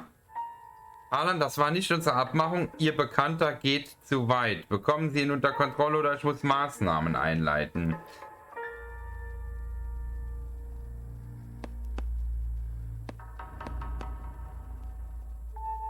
Wenn bei allen anderen hat das ja gut geklappt. Da wäre keiner drauf gekommen. Aber wenn Leute sterben, dann werden Fragen gestellt. Okay. Die Stadtbericht von Dr. Harlan Fontaine, beratender Psychotherapeut im Fall von unlesbar. Datum, Zustand, Behandlung und Beobachtung, persönlicher Hintergrund. Der Patient wurde in einer Farm-Pächterfamilie in Oklahoma geboren. Erfolglose Ernten des Dust Bowl in den 30ern zwang die Familie in Richtung Westen nach Kalifornien zu ziehen. Die Mutter und der jüngere Bruder des Patienten starben den Hungertod während der Reise. Der Vater des Patienten fand Arbeit als Stuntman in billig produzierten Cowboy-Filmen. Der Patient sollte der gleichen Karrierelaufbahn folgen, aber seine reservierte Mimik und körperliche Unbeholfenheit erwiesen sich als problematisch. Der Patient machte eine Ausbildung als Gasinstallateur und zeigte maschinelle Begabung, wurde aber von den Marines eingezogen, als der Krieg anfing. Er diente als unlesbar bis zu einem Vorfall unlesbar. Der Vater des Patienten starb im November 45. Der Patient kehrte vom Dienst zurück und wohnte allein im Haus des Vaters und Sohns einst teilten.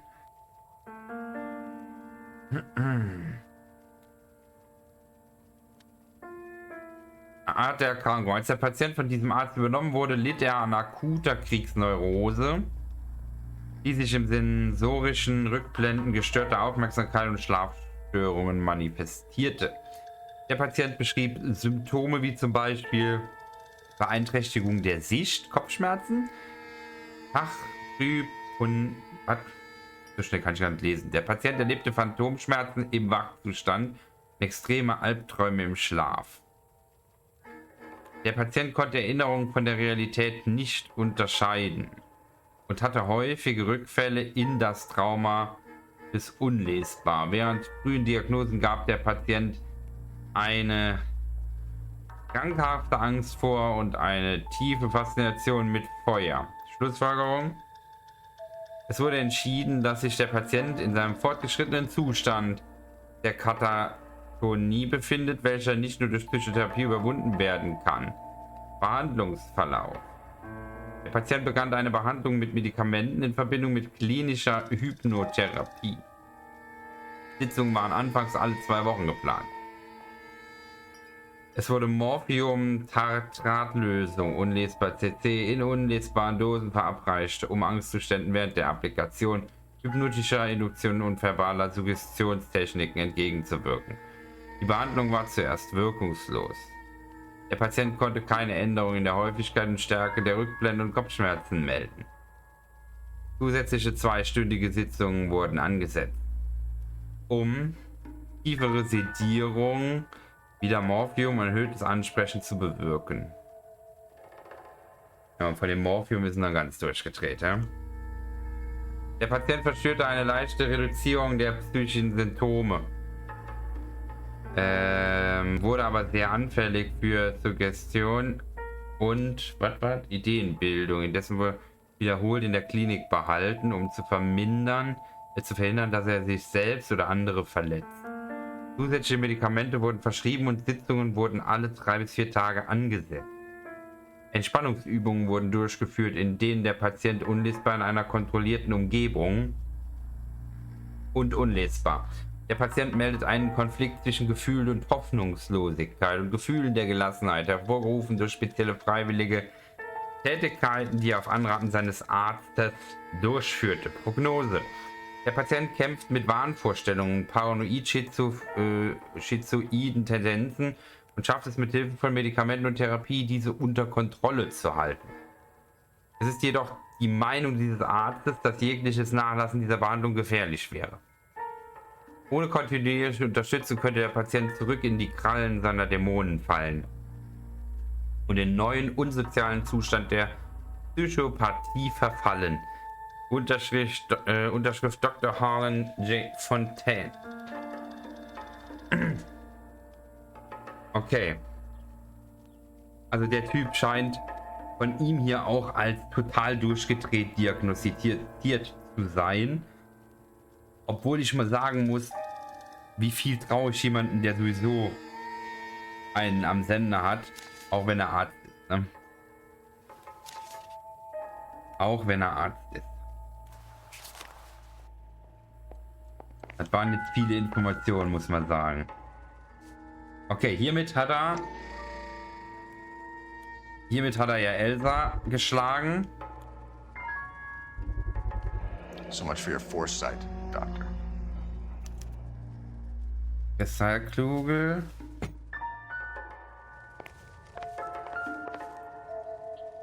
Da ist die nächste Zeitung, aber wir gucken uns erstmal die Leiche noch an.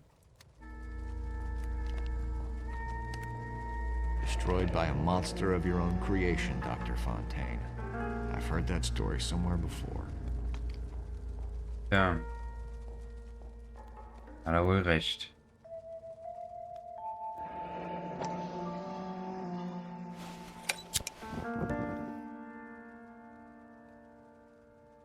Ja, was bringt uns dieses Feuerzeug an Informationen? Nada niente.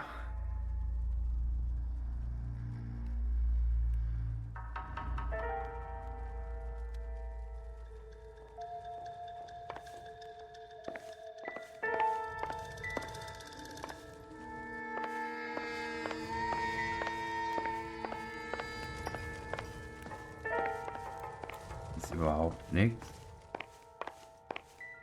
Haben wir hier noch die Zeitung. The Face of Progress.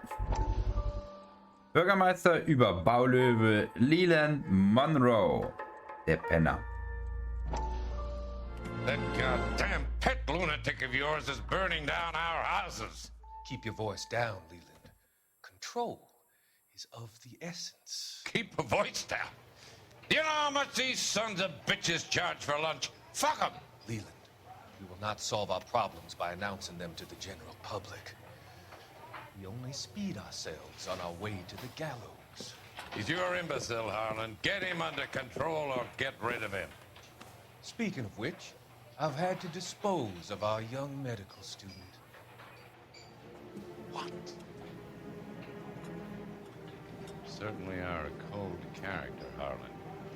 He has a friend called Kelso who knows all about the development on Normandy Avenue. I know about Kelso. And you thought it unimportant to inform me. I thought I could take care of it. Have you? No, I haven't. Kelso works for Benson. Is he reliable? No, he's totally unreliable. But he has so many pernicious habits, he's got nowhere to run. Can you take care of Kelso? Don't push me, Harlan. Get rid of the fruitcake. No longer necessary. I'll take care of Jeff Kelso. Ja. Hat er nicht so ganz geschafft. Würde ich glatt behaupten. Yeah, alles so verwoben und schon von Anfang an, ne? Ohne dass wir irgendwie schon vorher davon wissen konnten. So, was haben wir hier? The doctor has been marking this map.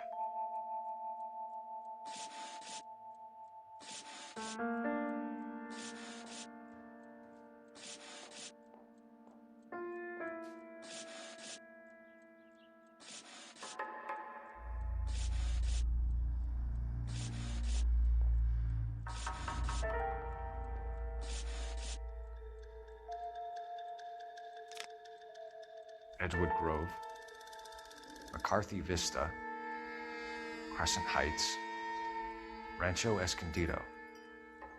Do those names mean anything to you, Herschel? Yeah. How come?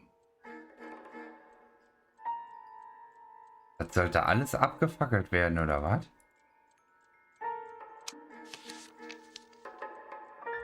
New houses, all being built in the path of the freeway? Boah, was? Oh, das soll gar keine Bahnroute, sondern eine Autobahnroute sein, ja?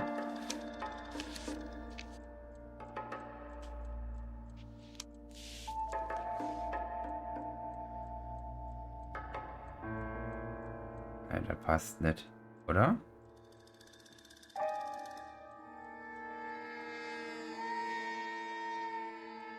Was?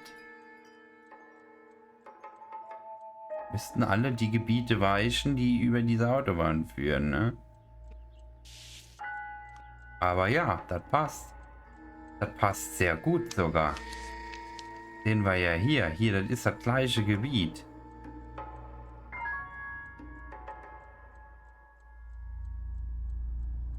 Dadurch wollen die eine Autobahn ziehen. Deswegen mussten die Gebäude dann wieder weichen.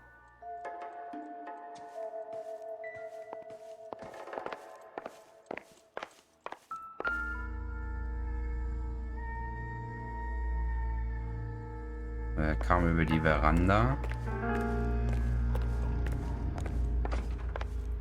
Ah, der kommt da raus. Ich wollte gerade gucken, ob die Tür aufgeht. Er kommt einfach da raus. Okay. Ich glaube, drin haben wir alles, oder? Den Den Fall haben wir schon, die Akte haben wir, die Leiche haben wir, die Sachen haben wir. Da gucken wir noch mal raus. Muss ja theoretisch hier rübergekommen sein irgendwie, ne? Aber theoretisch ist das auch nicht schwer. Ich meine, da vorne kann man einfach durchlatschen. Beweise zu finden, dass er hier rüber kam, wird wahrscheinlich auch eher ein Ding der Unmöglichkeit werden, oder?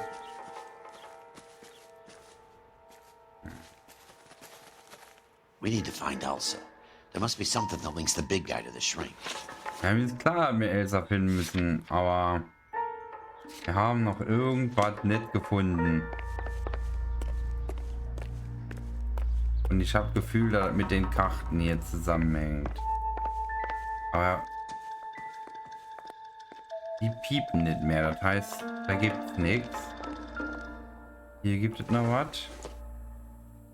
This isn't what we're looking for. Ein bisschen Wichtiges.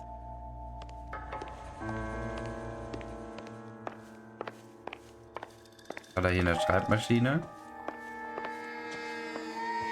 Auch nichts Wichtiges.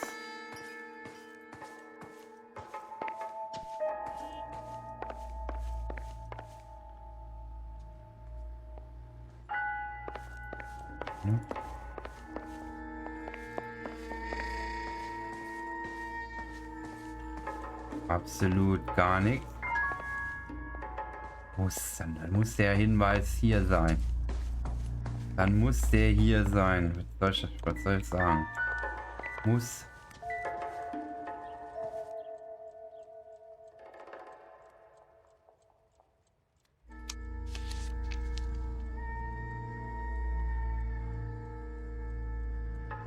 Ja, was hilft mir das jetzt? Kann ich damit irgendwas machen? Ich kann nichts machen.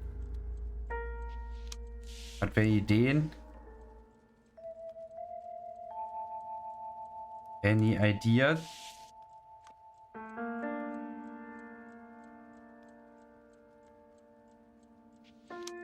Kann die immer nur da reinschieben, passiert halt nichts dabei.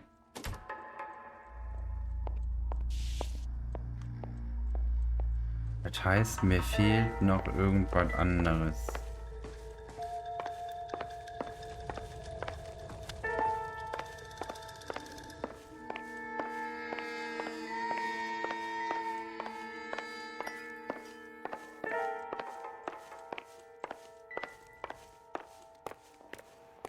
Mir fehlt irgendwas.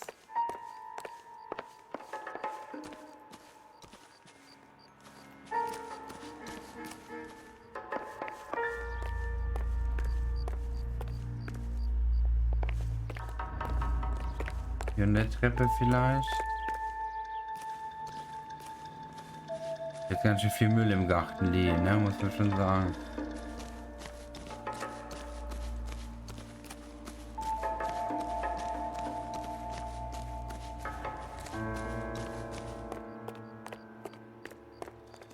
Haben absolut null Hinweise, gar nichts, wohin Elsa gebracht wird. Das Einzige, was irgendwie kartenmäßig auf irgendwas hindeutet, ist die Karte halt, die aber nichts aussagt.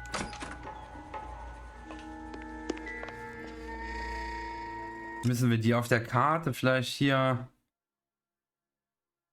suchen, diese Ecke? Wo soll die sein? Kann hier überall sein. Würde ich die jetzt hier raus erkennen? Wo soll die Autobahn durchfließen? Müssen wir uns das tatsächlich angucken.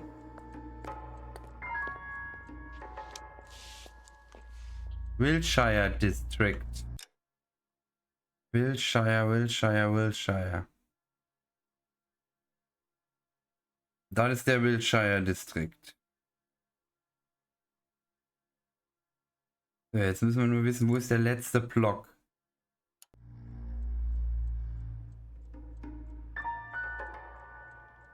Da fängt er an. Da hört er auf. Da ist die Ecke.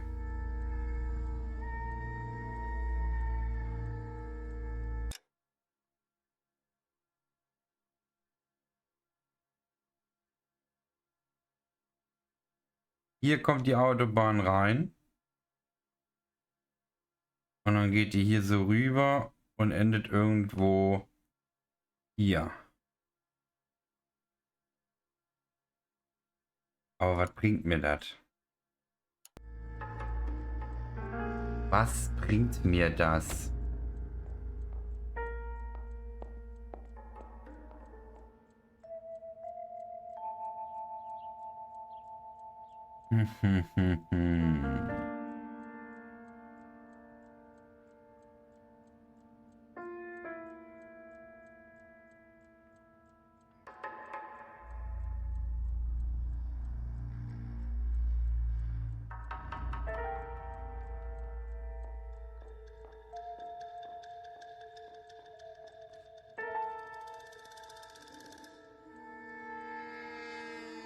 Ich bräuchte eine zündende Idee.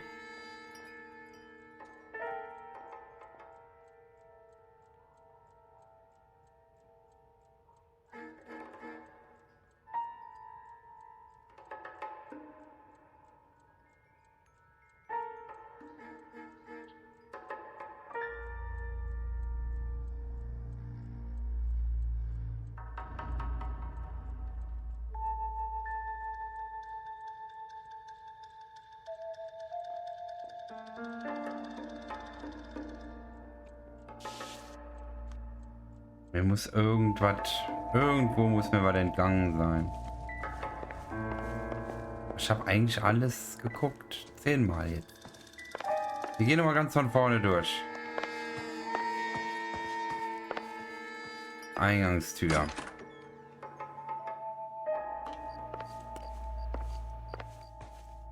In den Räumen nicht.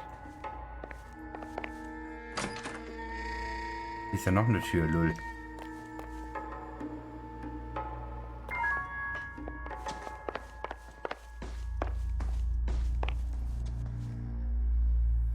Hier. Nichts. Nichts. Hier haben wir nur die Flasche, die mir auch nichts bringt. Ach, guckt mal hier. Morphium. Die hätte doch anders sein gekonnt. Irgendwas muss ich ja übersehen. Das habe ich tatsächlich nicht gesehen.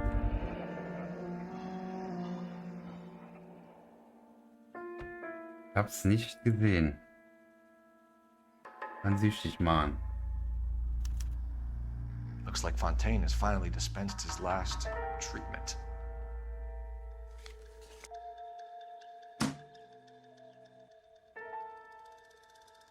Jack was wrong.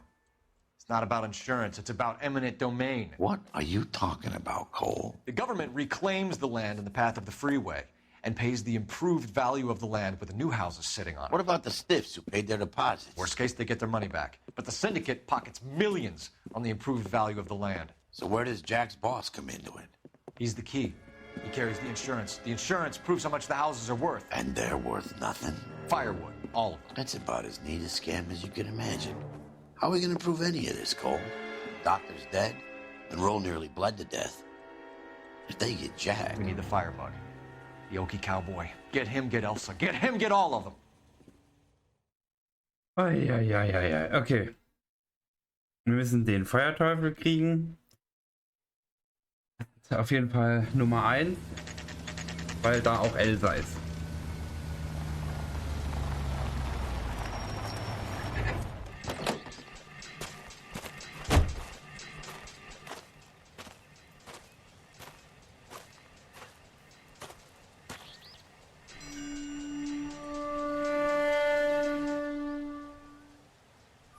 Alter, was ist das denn für eine Hütte?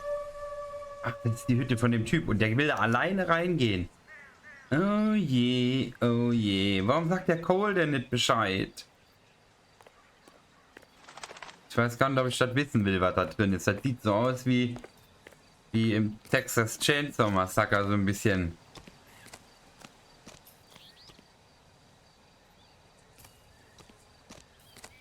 Gucken wir mal von der Seite, ob wir was sehen.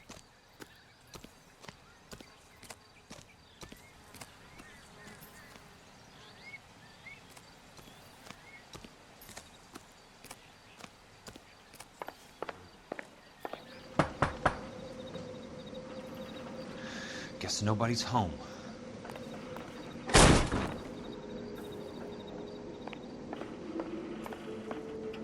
Da würde ich mich nicht verlassen.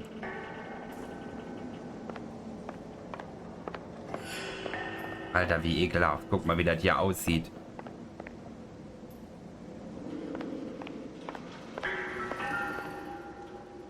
Und da haben wir auch so ein Teil. Na gut, er hat keine Ahnung davon, glaube ich. Aber das ist genau das Teil, was hier immer manipuliert wurde.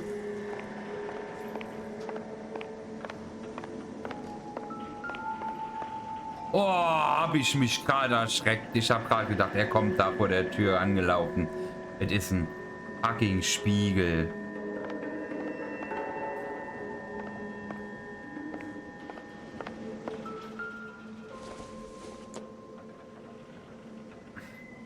Hilft uns nicht weiter. Okay, da liegt eine Waffe. Aber da oben fehlt was. Glaube ich.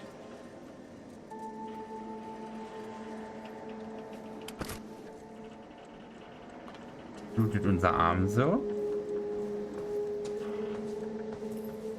Und er faltet auch die Origami-Figürchen, wo wir mal zwischendurch gesehen hatten. Er hat dann einen Sattel, wie ein Cowboy das halt so hat.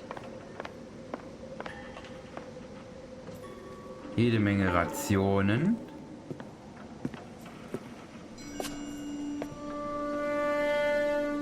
Ja, moin. Oh. Okay.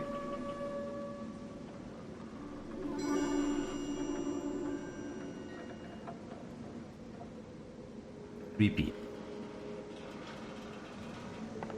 Okay, das hier ist wirklich creepy. Quite a flock you got here, kid.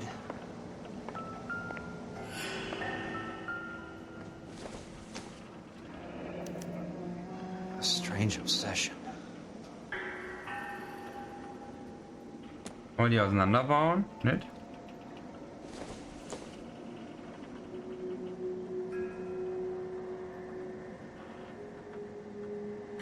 Nee.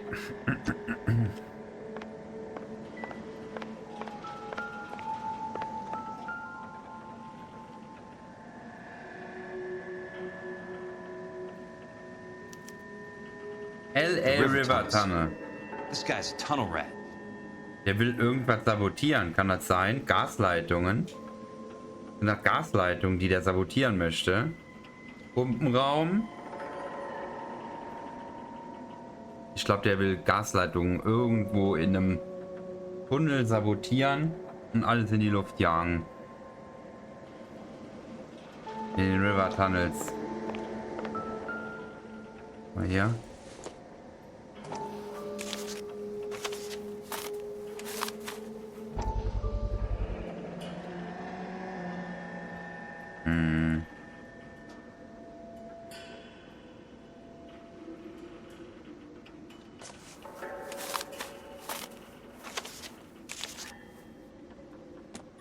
Schön, dass er das auch rückgängig macht, ne? Wäre doch scheißegal gewesen. Ah, guck mal, das war eben sein Scheißhaus. Weiß nicht, ob ich davon mehr sehen will. Hier auch die Spiralen, ja. Und überlegt mal, wie viele Fälle hatten wir mit diesen Spiralen, wo die Dinger manipuliert worden sind. Wie viele Fälle hatten wir, wo irgendjemand an Morphium gestorben ist? Alles hat mit dem Scheiß hier zusammengehangen. Die ganze Zeit. Wir haben immer irgendjemanden dran gekriegt dafür. Auch in den Fällen, wo die Frauen alle ermordet worden sind. Wir haben immer irgendjemanden dran gekriegt.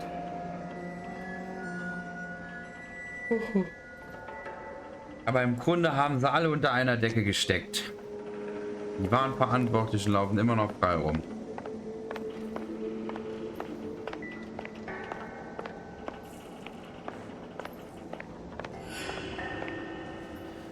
Oh, sein Wohnzimmer sieht ja wenigstens einigermaßen ordentlich aus, ne? Wir haben auch bei der Army. Da hängt noch eine Waffe über dem Dings und ein Helm. Telefon hat er auch hier drin. Der Wahnsinn. Der Schundbude hier.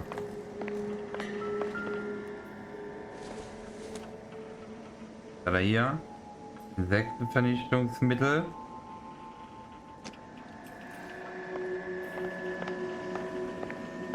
Und hier war seine Tüftlerwerkstatt, ja. Hier hat er sich seinen Flammenwerfer gebaut. 45 or an M1. This is pretty extreme.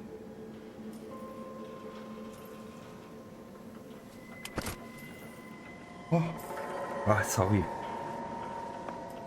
Der Tag war lang.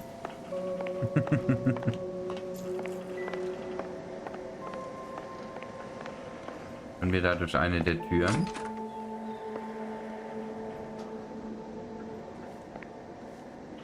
Ein altes Bett.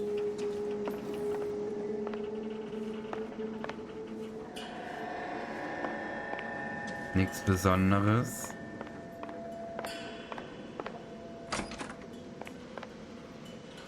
Ich habe echt Angst, dass irgendwo einer im Raum auf uns wartet. Und auch Zigaretten, die keiner nutzen kann.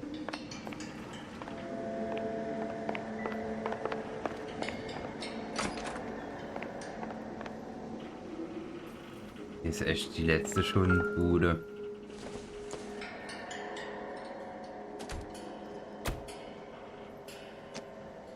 Wer hat die Tür da hinter mir zugemacht?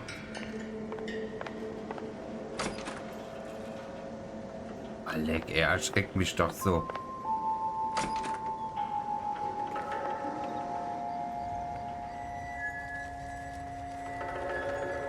Da geht auf jeden Fall raus. Ja, wo waren wir noch nicht? Waren eigentlich jetzt überall, ne? Hier waren wir auch schon drin.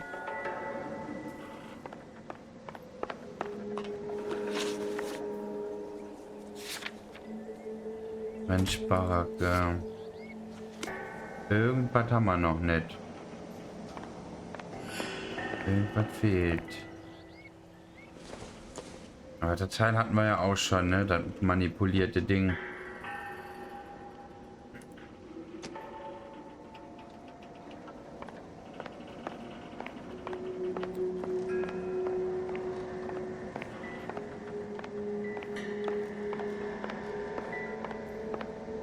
Mit den Origami-Figuren.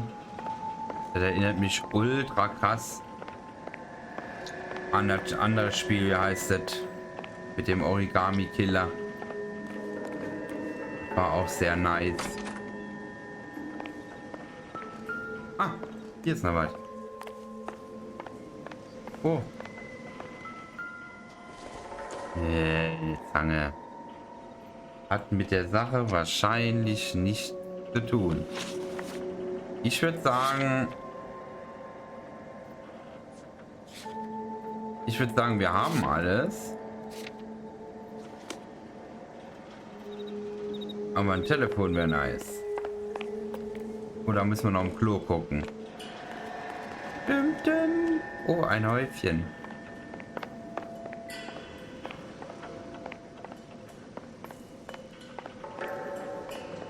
Hier hatte der sein Telefon. Kann ich leider niemanden anrufen. Ich habe das Gefühl, mir fehlt noch was. Ich habe das Gefühl, mir fehlt was. Was fehlt mir? I need to get back inside. The only way I can finish this thing is to put a name to that bastard. Ja, sag ja, mir fehlt irgendwo was, aber wo?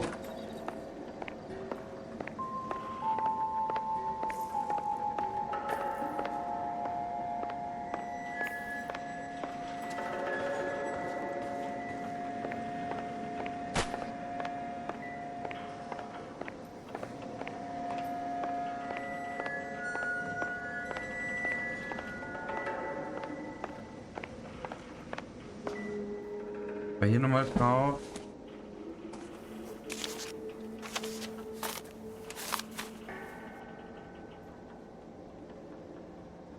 Steht auch kein Name drauf.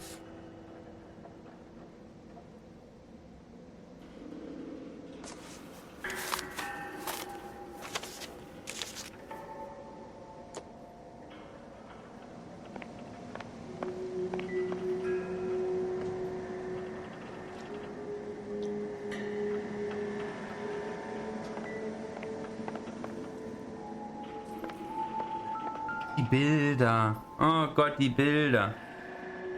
I know those faces. Ach, guck mal. Jesus Christ, I know every one of them. Paul ist da in der Mitte. Der selber auch in der Einheit? Ich glaube schon, ne? Und der Brandstifter war auch in der Einheit. Ey, oh my God, Ira. You poor backwards son of a bitch. Das war ein riesen Zufall.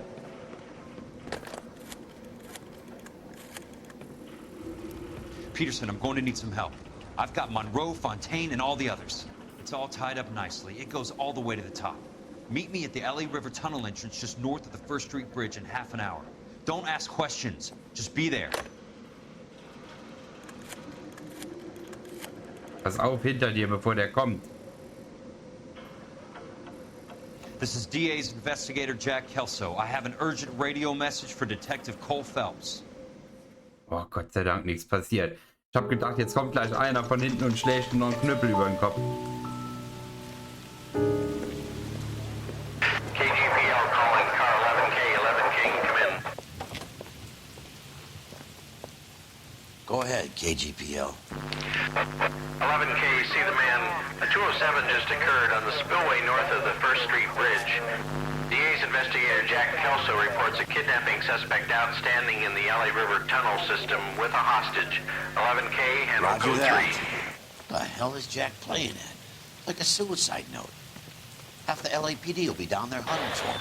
We need to get there first. All units on all frequencies stand by. Car 86 Adam is in pursuit of suspect vehicle heading southwest on Sunset Boulevard.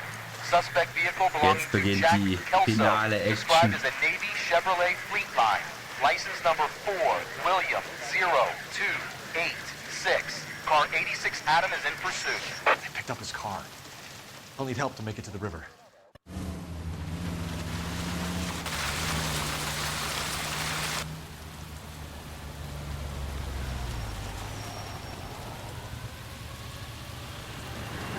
That's Kelso's car.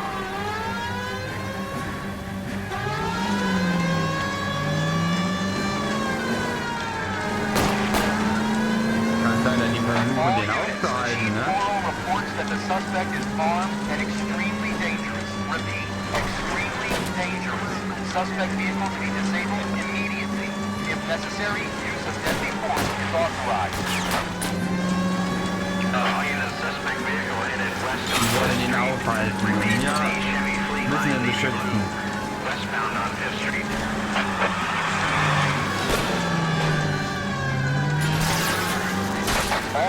All units, we have a new suspect vehicle. It is shot number 13516. Repeating, shot 13516 is a second suspect vehicle, described as a green Hudson Commodore, license 3 Sam 0102, reported to be aiding suspect Jack Kelso. Use caution and continue pursuit. All units, stand by for further. All units, the suspect vehicle sighted heading northeast toward 3rd Street on the embankment between 3rd and 4th.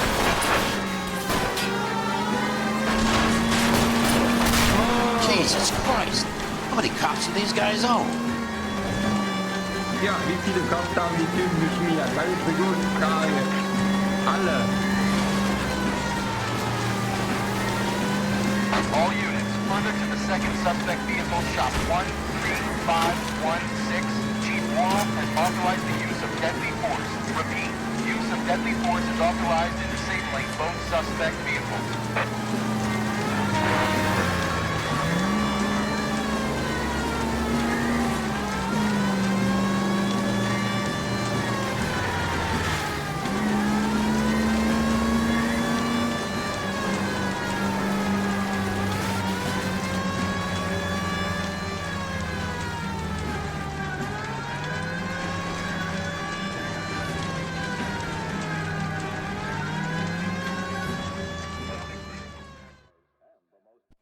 Who is this guy? Peterson, assistant DA. What's he doing? He's here to cover our backs. I'm going in there, Jack. No one's trying to stop you. I found this at the ranch house. He's marked his routes. I'll go in here. Cole, you take the next entrance. Biggs, I need you to take the car and cover this spot here. I think that's his fail-safe exit. Cole, He's one of ours. What are you talking about? Right where you are! Got it? Got it. Peterson, you want to be DA? We'll earn your salt. So, Kelso is your boy, Peterson? And working with Phelps? A handy lad, that Kelso. Yes, he is, Chief. You can't imagine what those two have uncovered. It could go all the way to the top. I hope you won't be implicated. So, you're the new groom, Peterson? Looks like it. And you think he'll make it out of there alive? I think he might. He's a difficult boy to get rid of. All right, Peterson. I'm listening. What's your offer? Aha. Bestechen die denn jetzt? Oh, hoffentlich bleibt das die Schnittbestechen. Wenigstens einer, der die Schnittbestechen lädt.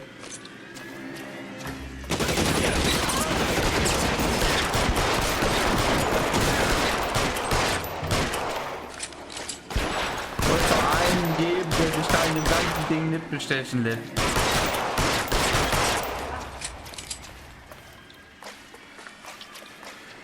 Hey, bleib liegen. Okay. Das ist brav.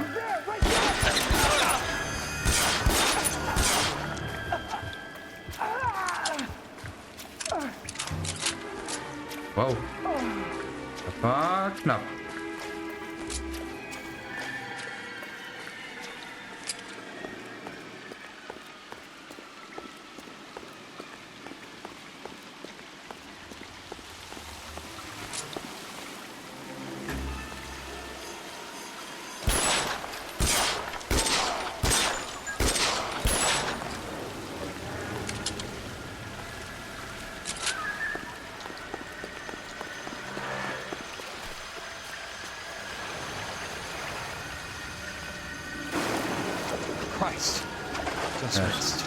Ich komme da nicht durch. Ich muss hier rumgehen. Ey! Darum.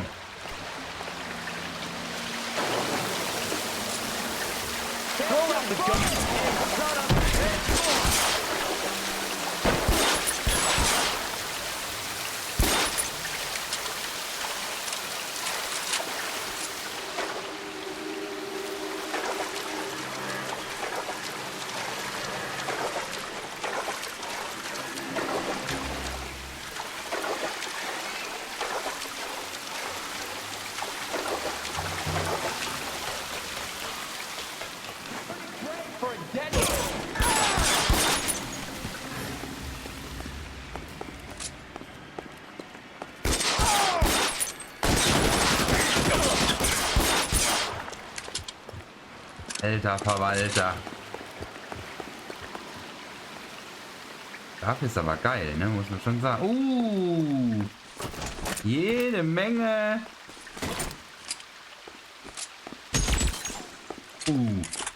Oh, die ist bestimmt nett.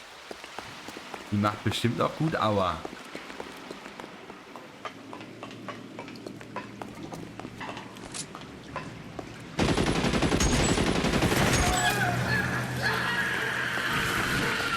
Da ist der Flammenwerfer-Typ unterwegs. Darauf müssen wir unbedingt aufpassen.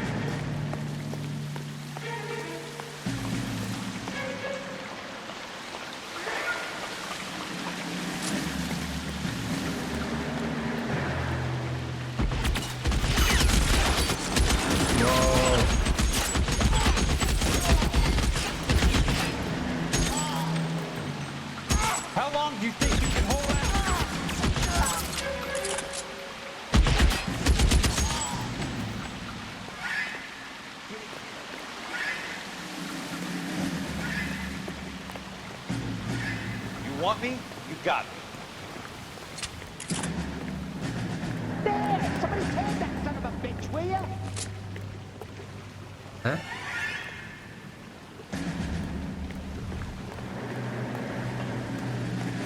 Runter. Du musst doch da runter, oder? You're surrounded and your buddies are dead. Nee. I won't, baby. I Ja, aber ich muss doch da jetzt irgendwie runterkommen, oder?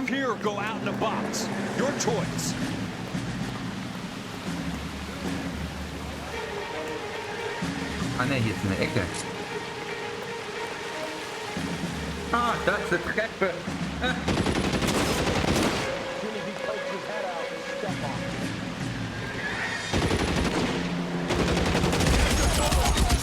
What I'm good at.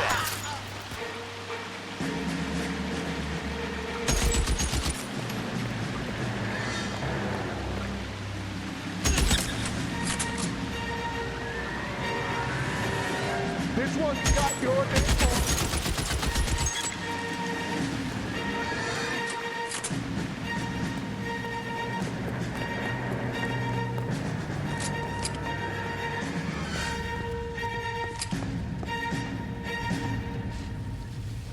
Oho.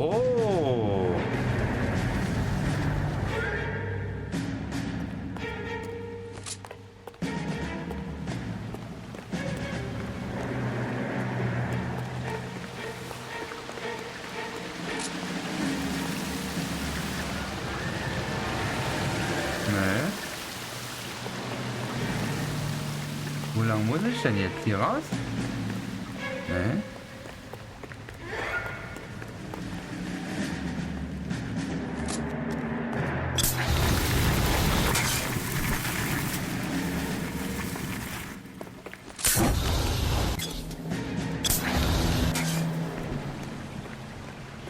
Ja, aber wohin muss ich? Das habe ich jetzt nicht gemerkt. Habe ich mir den Flammenwerfer geborgt?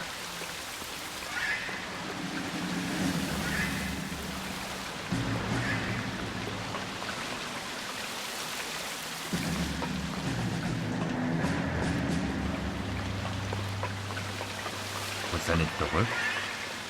Zurück wird keinen Sinn machen.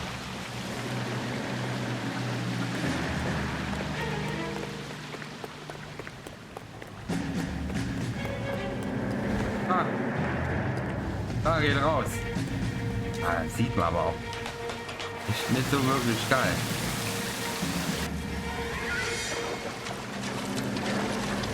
The water's rising.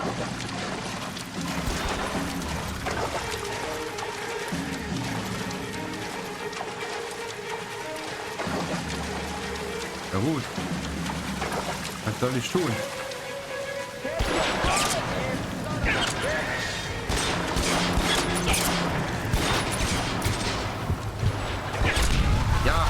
Du bist ja nur zum Flammenwerfer in der Hand. Kann ich nicht schießen?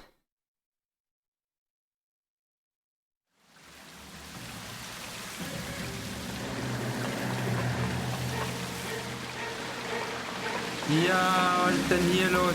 Oh ne, muss ich jetzt nochmal malen. Das sag ich, muss die alle nochmal malen. Okay, dann machen wir die nochmal. Auch kein Problem. Danny, BB. Kommst du aus dem Löhr. Wir sind gerade in der spannenden Phase.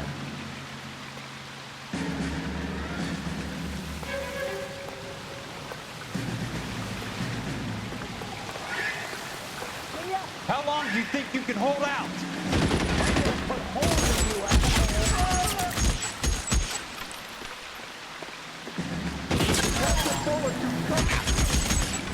So. Machen wir die.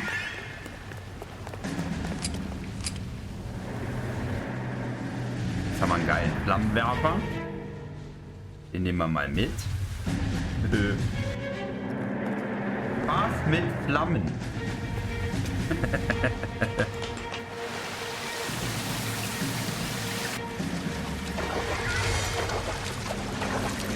water's rising.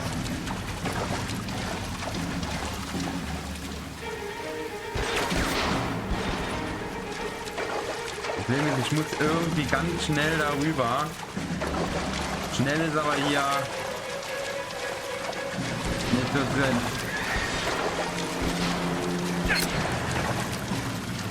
ich kann nichts machen, während der da auf mich schießt. Das finde ich echt fies. Your choice.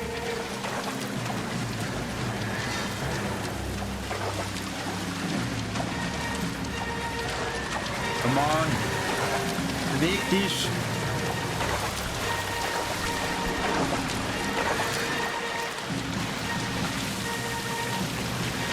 Geil.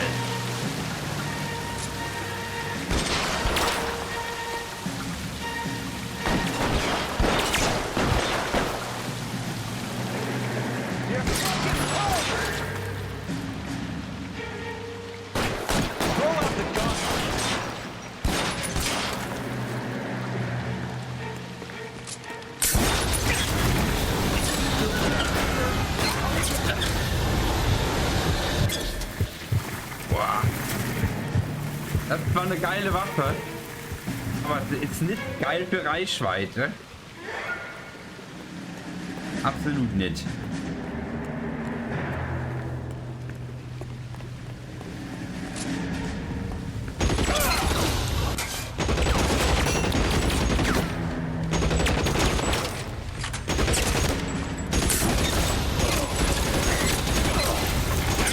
Die Reichweite hat er nicht.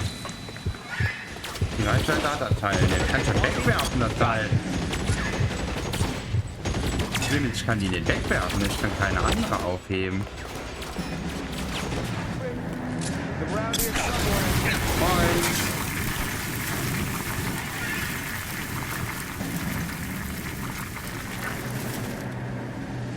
Nussträger, kleiner Freund.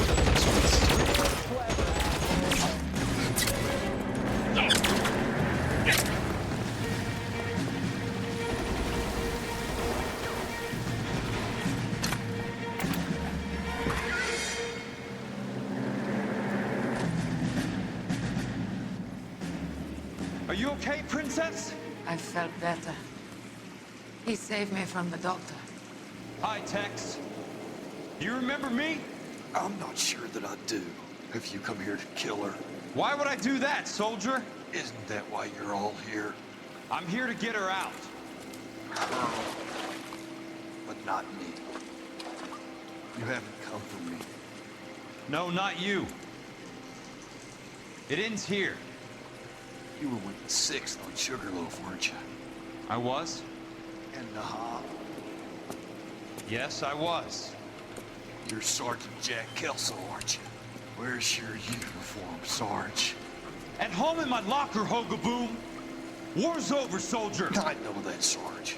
I'm fighting a different kind of war. I fight for God now. We all fight for God, Ira. In our own ways.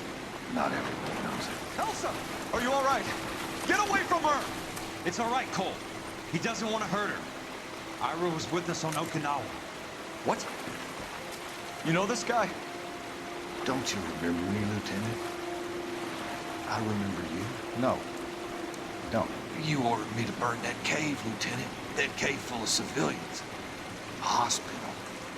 What is he talking about? It was war. For God's sake, I can't be held responsible for everything that happened. I don't blame you, Lieutenant. You helped me to help other people. Ira lost his mind on Okinawa, Princess. Sheldon asked the doctor to help him get back. The doctor helped me to find my path. And I helped him to a better life. Elsa's going to leave now, Ira. She will be all right. You've helped her, too. Get her out of here. Biggs will help. His ex is nearby. Jack, I need this guy to make the case. Hasn't this poor bastard given you enough? Get out of here now! For God's sake, Jack! What are you going to do? Don't cry, miss. Sergeant Kelso has come to help ease my way. I was proud to serve with you, Jack. Get out of here, Cole!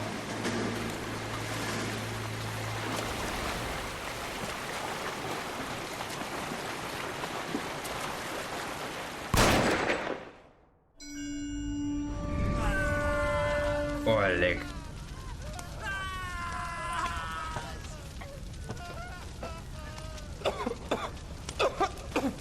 What do we do, Lieutenant? Jesus, look at all the kids! Stop the goddamn screaming! I need to think! And how do you expect to do that, you fucking maniac? They're burned to a crisp! Finish them off.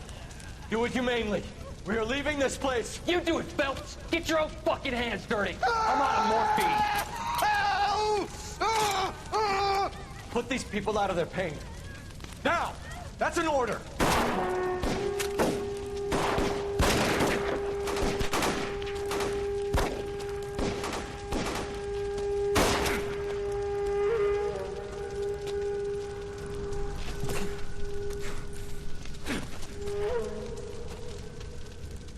Everyone out of here now. Double time! You two get Lieutenant Phelps to an aid station.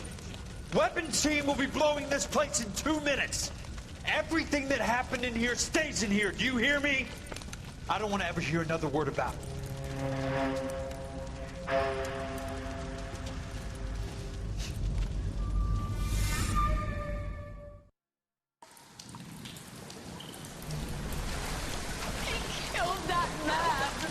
He was doing him a favor, Elsa.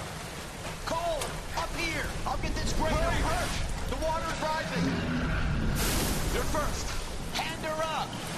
Get out of here! You're not Jack! I'm not arguing. You're wounded, Jack. Let me help. What are you waiting for?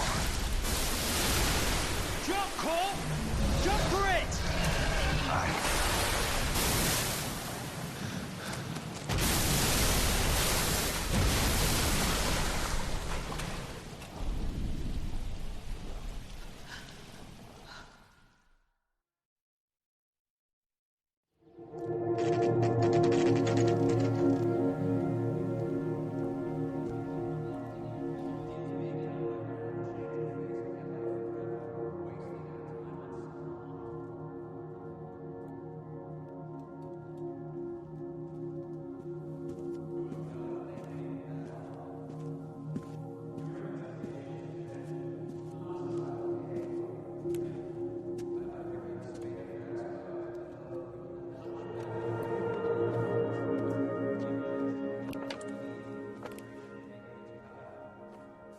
We're gathered here to honor Detective Cole Phelps.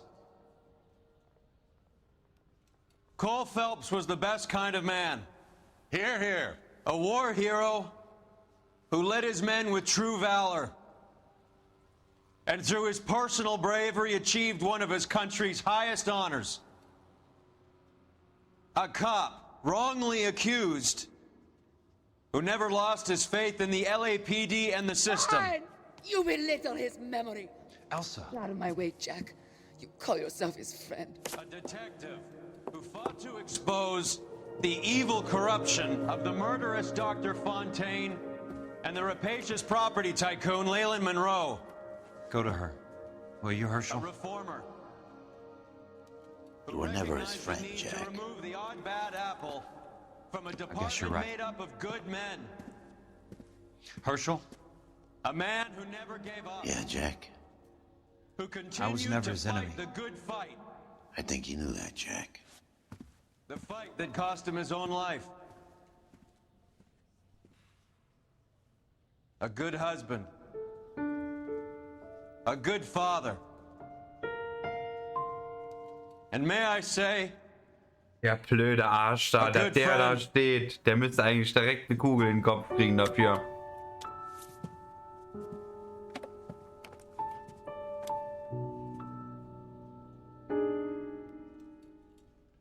Die ganzen Korrupten sitzen da oben, weswegen er tot ist.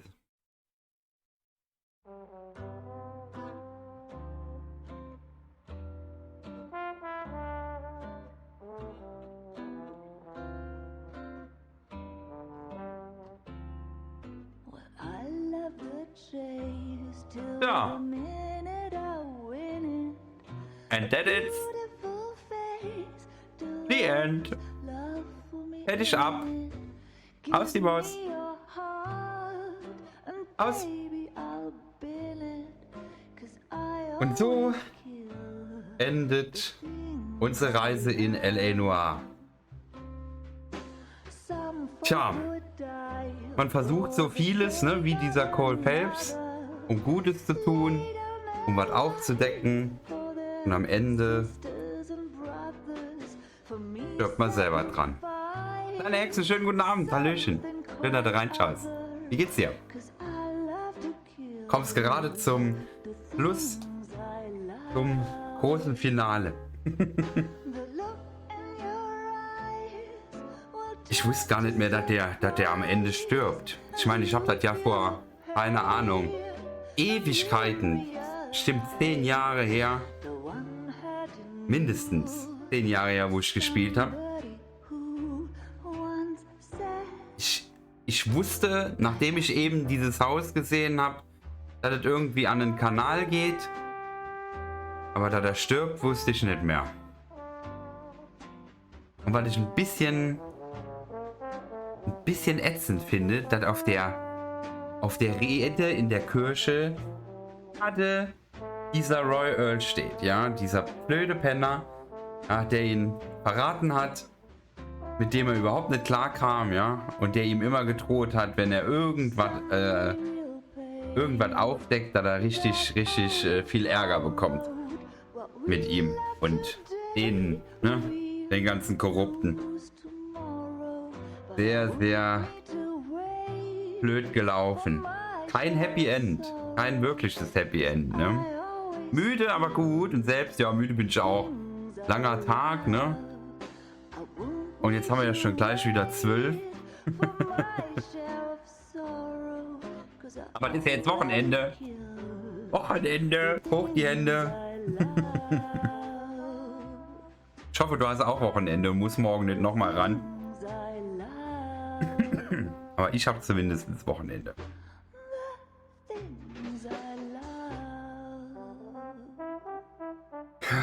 Ja, am Ende war mehr Action dann doch die Phase.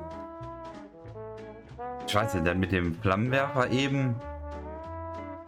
Die Szene war gar nicht so geil. Es war gar nicht so einfach, überhaupt jemanden zu treffen. Leider immer Wochenende. Okay.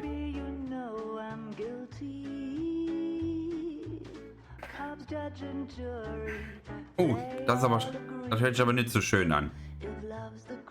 Das hört sich aber nicht so schön an. Ich wünsche dir dann erstmal gute Besserung. Dass das hoffentlich wieder wird, wenn das geht.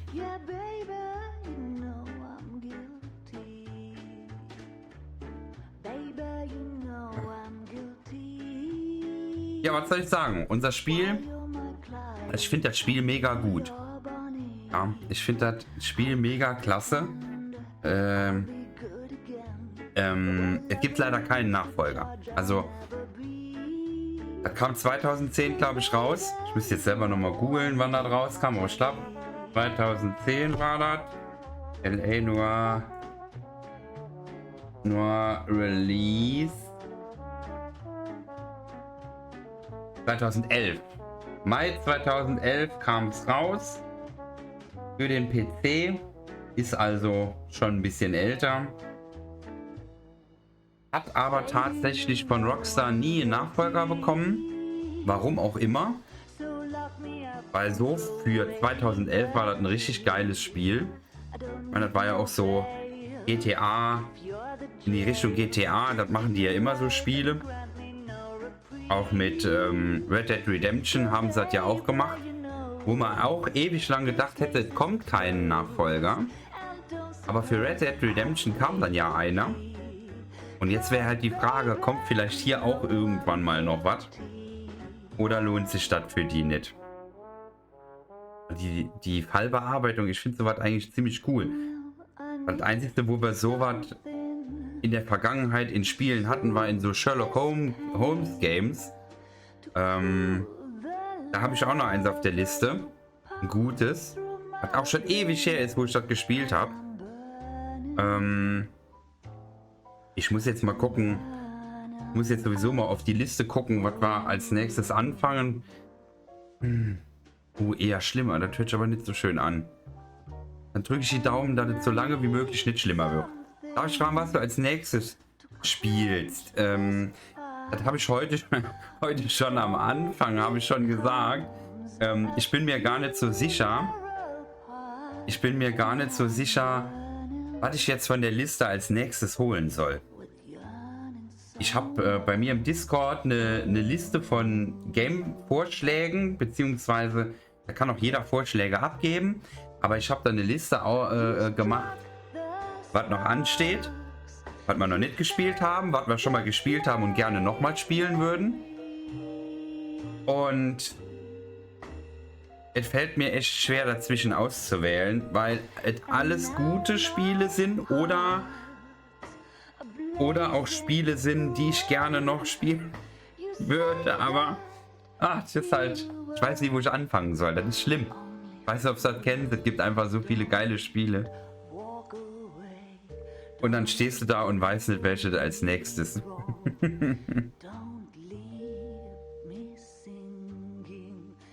Also wir haben auf der Liste theoretisch noch den dritten Teil von Black Mirror. Wir haben die ersten 2 Teile schon gespielt.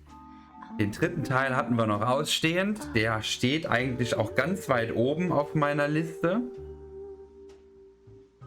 Dann haben wir The Quarry für einen schönen Horrorabend, für ein bisschen Horror-Action. Aber auch Story und Horror. Black Mirror wäre wieder geil. Ja, Black Mirror war schon nice, ne? Black Mirror hat schon Spaß gemacht zu spielen. Ich muss mal gucken, ob ich die ganzen Folgen von Black Mirror eigentlich auf YouTube hochgeladen habe. Aber normalerweise lade ich die ganzen Story-Spiele immer auf YouTube hoch. Da könnt ihr die außerdem gerne nachschauen, wenn ihr Lust habt. Ich lade da immer alles Mögliche hoch, was wir schon gespielt haben. Ja, wir haben noch The Quarry als Horrorspiel offen. Wir haben noch The Dark Pictures Anthology The Devil in Me offen. Das wäre dann eher so das ein bisschen gruseligere Genre. Im September kommt jetzt Cyberpunk, das große DLC Phantom Liberty.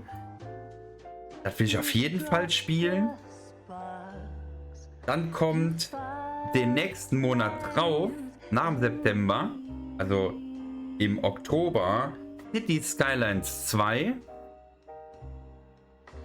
Das sind alles noch Spiele, die erst kommen.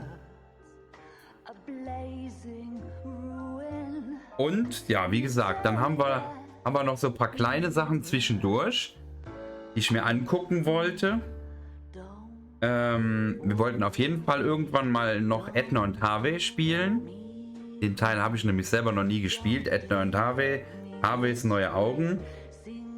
Und Octopath Traveler habe ich auch noch auf der Liste. Ist ein RPG-Spiel. Das sah ganz cool aus. Ich habe früher gerne so RPG-Spiele gespielt. Das müssen wir aber antesten, ob das was ist oder ob es nichts ist.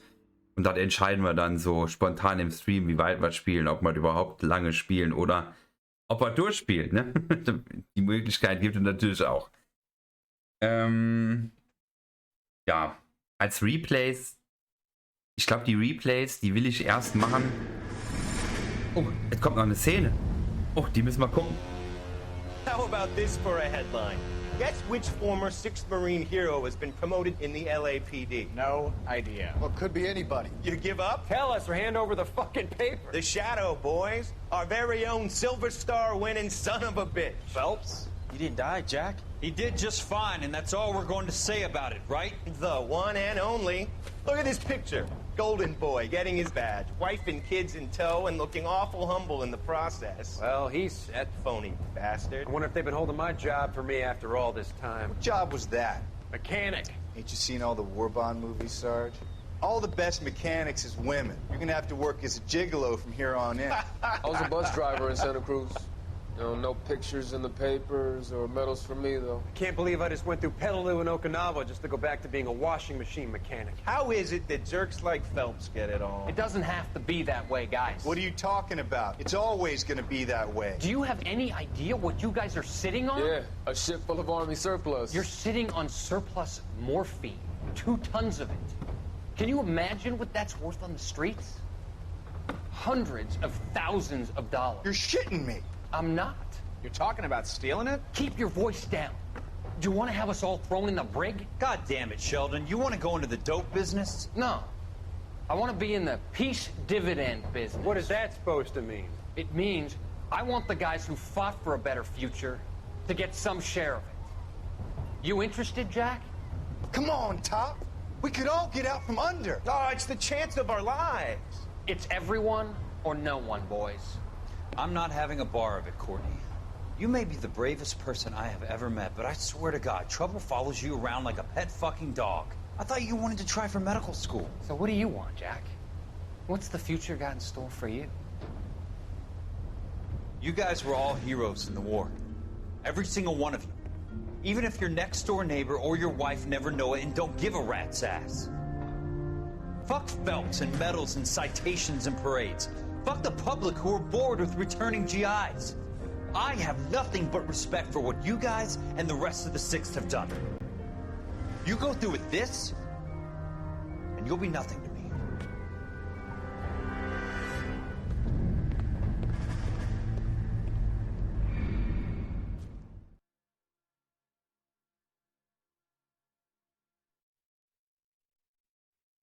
Uiuiuiui, der wusste doch von ganz Anfang an, dass das passieren wird.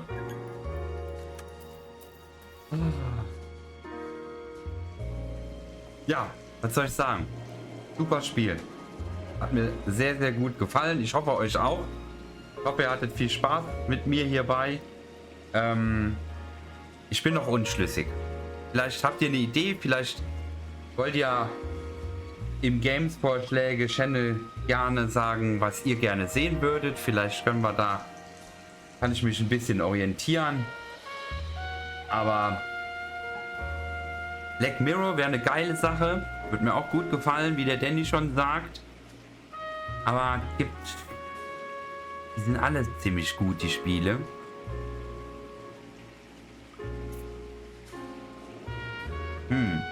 Muss ich mir überlegen. Werde ich mir in Ruhe überlegen,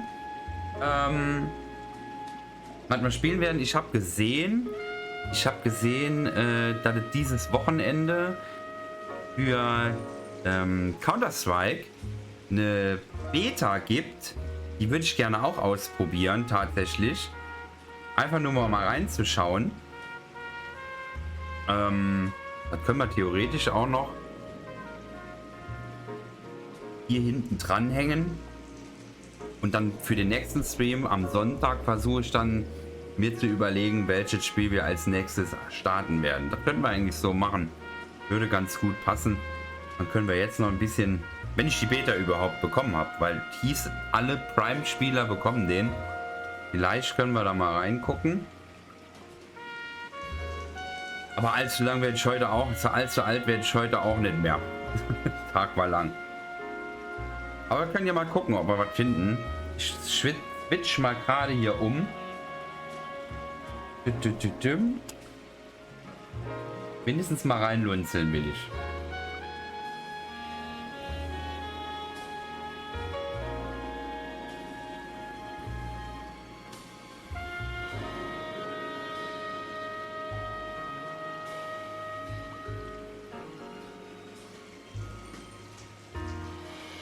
Zack.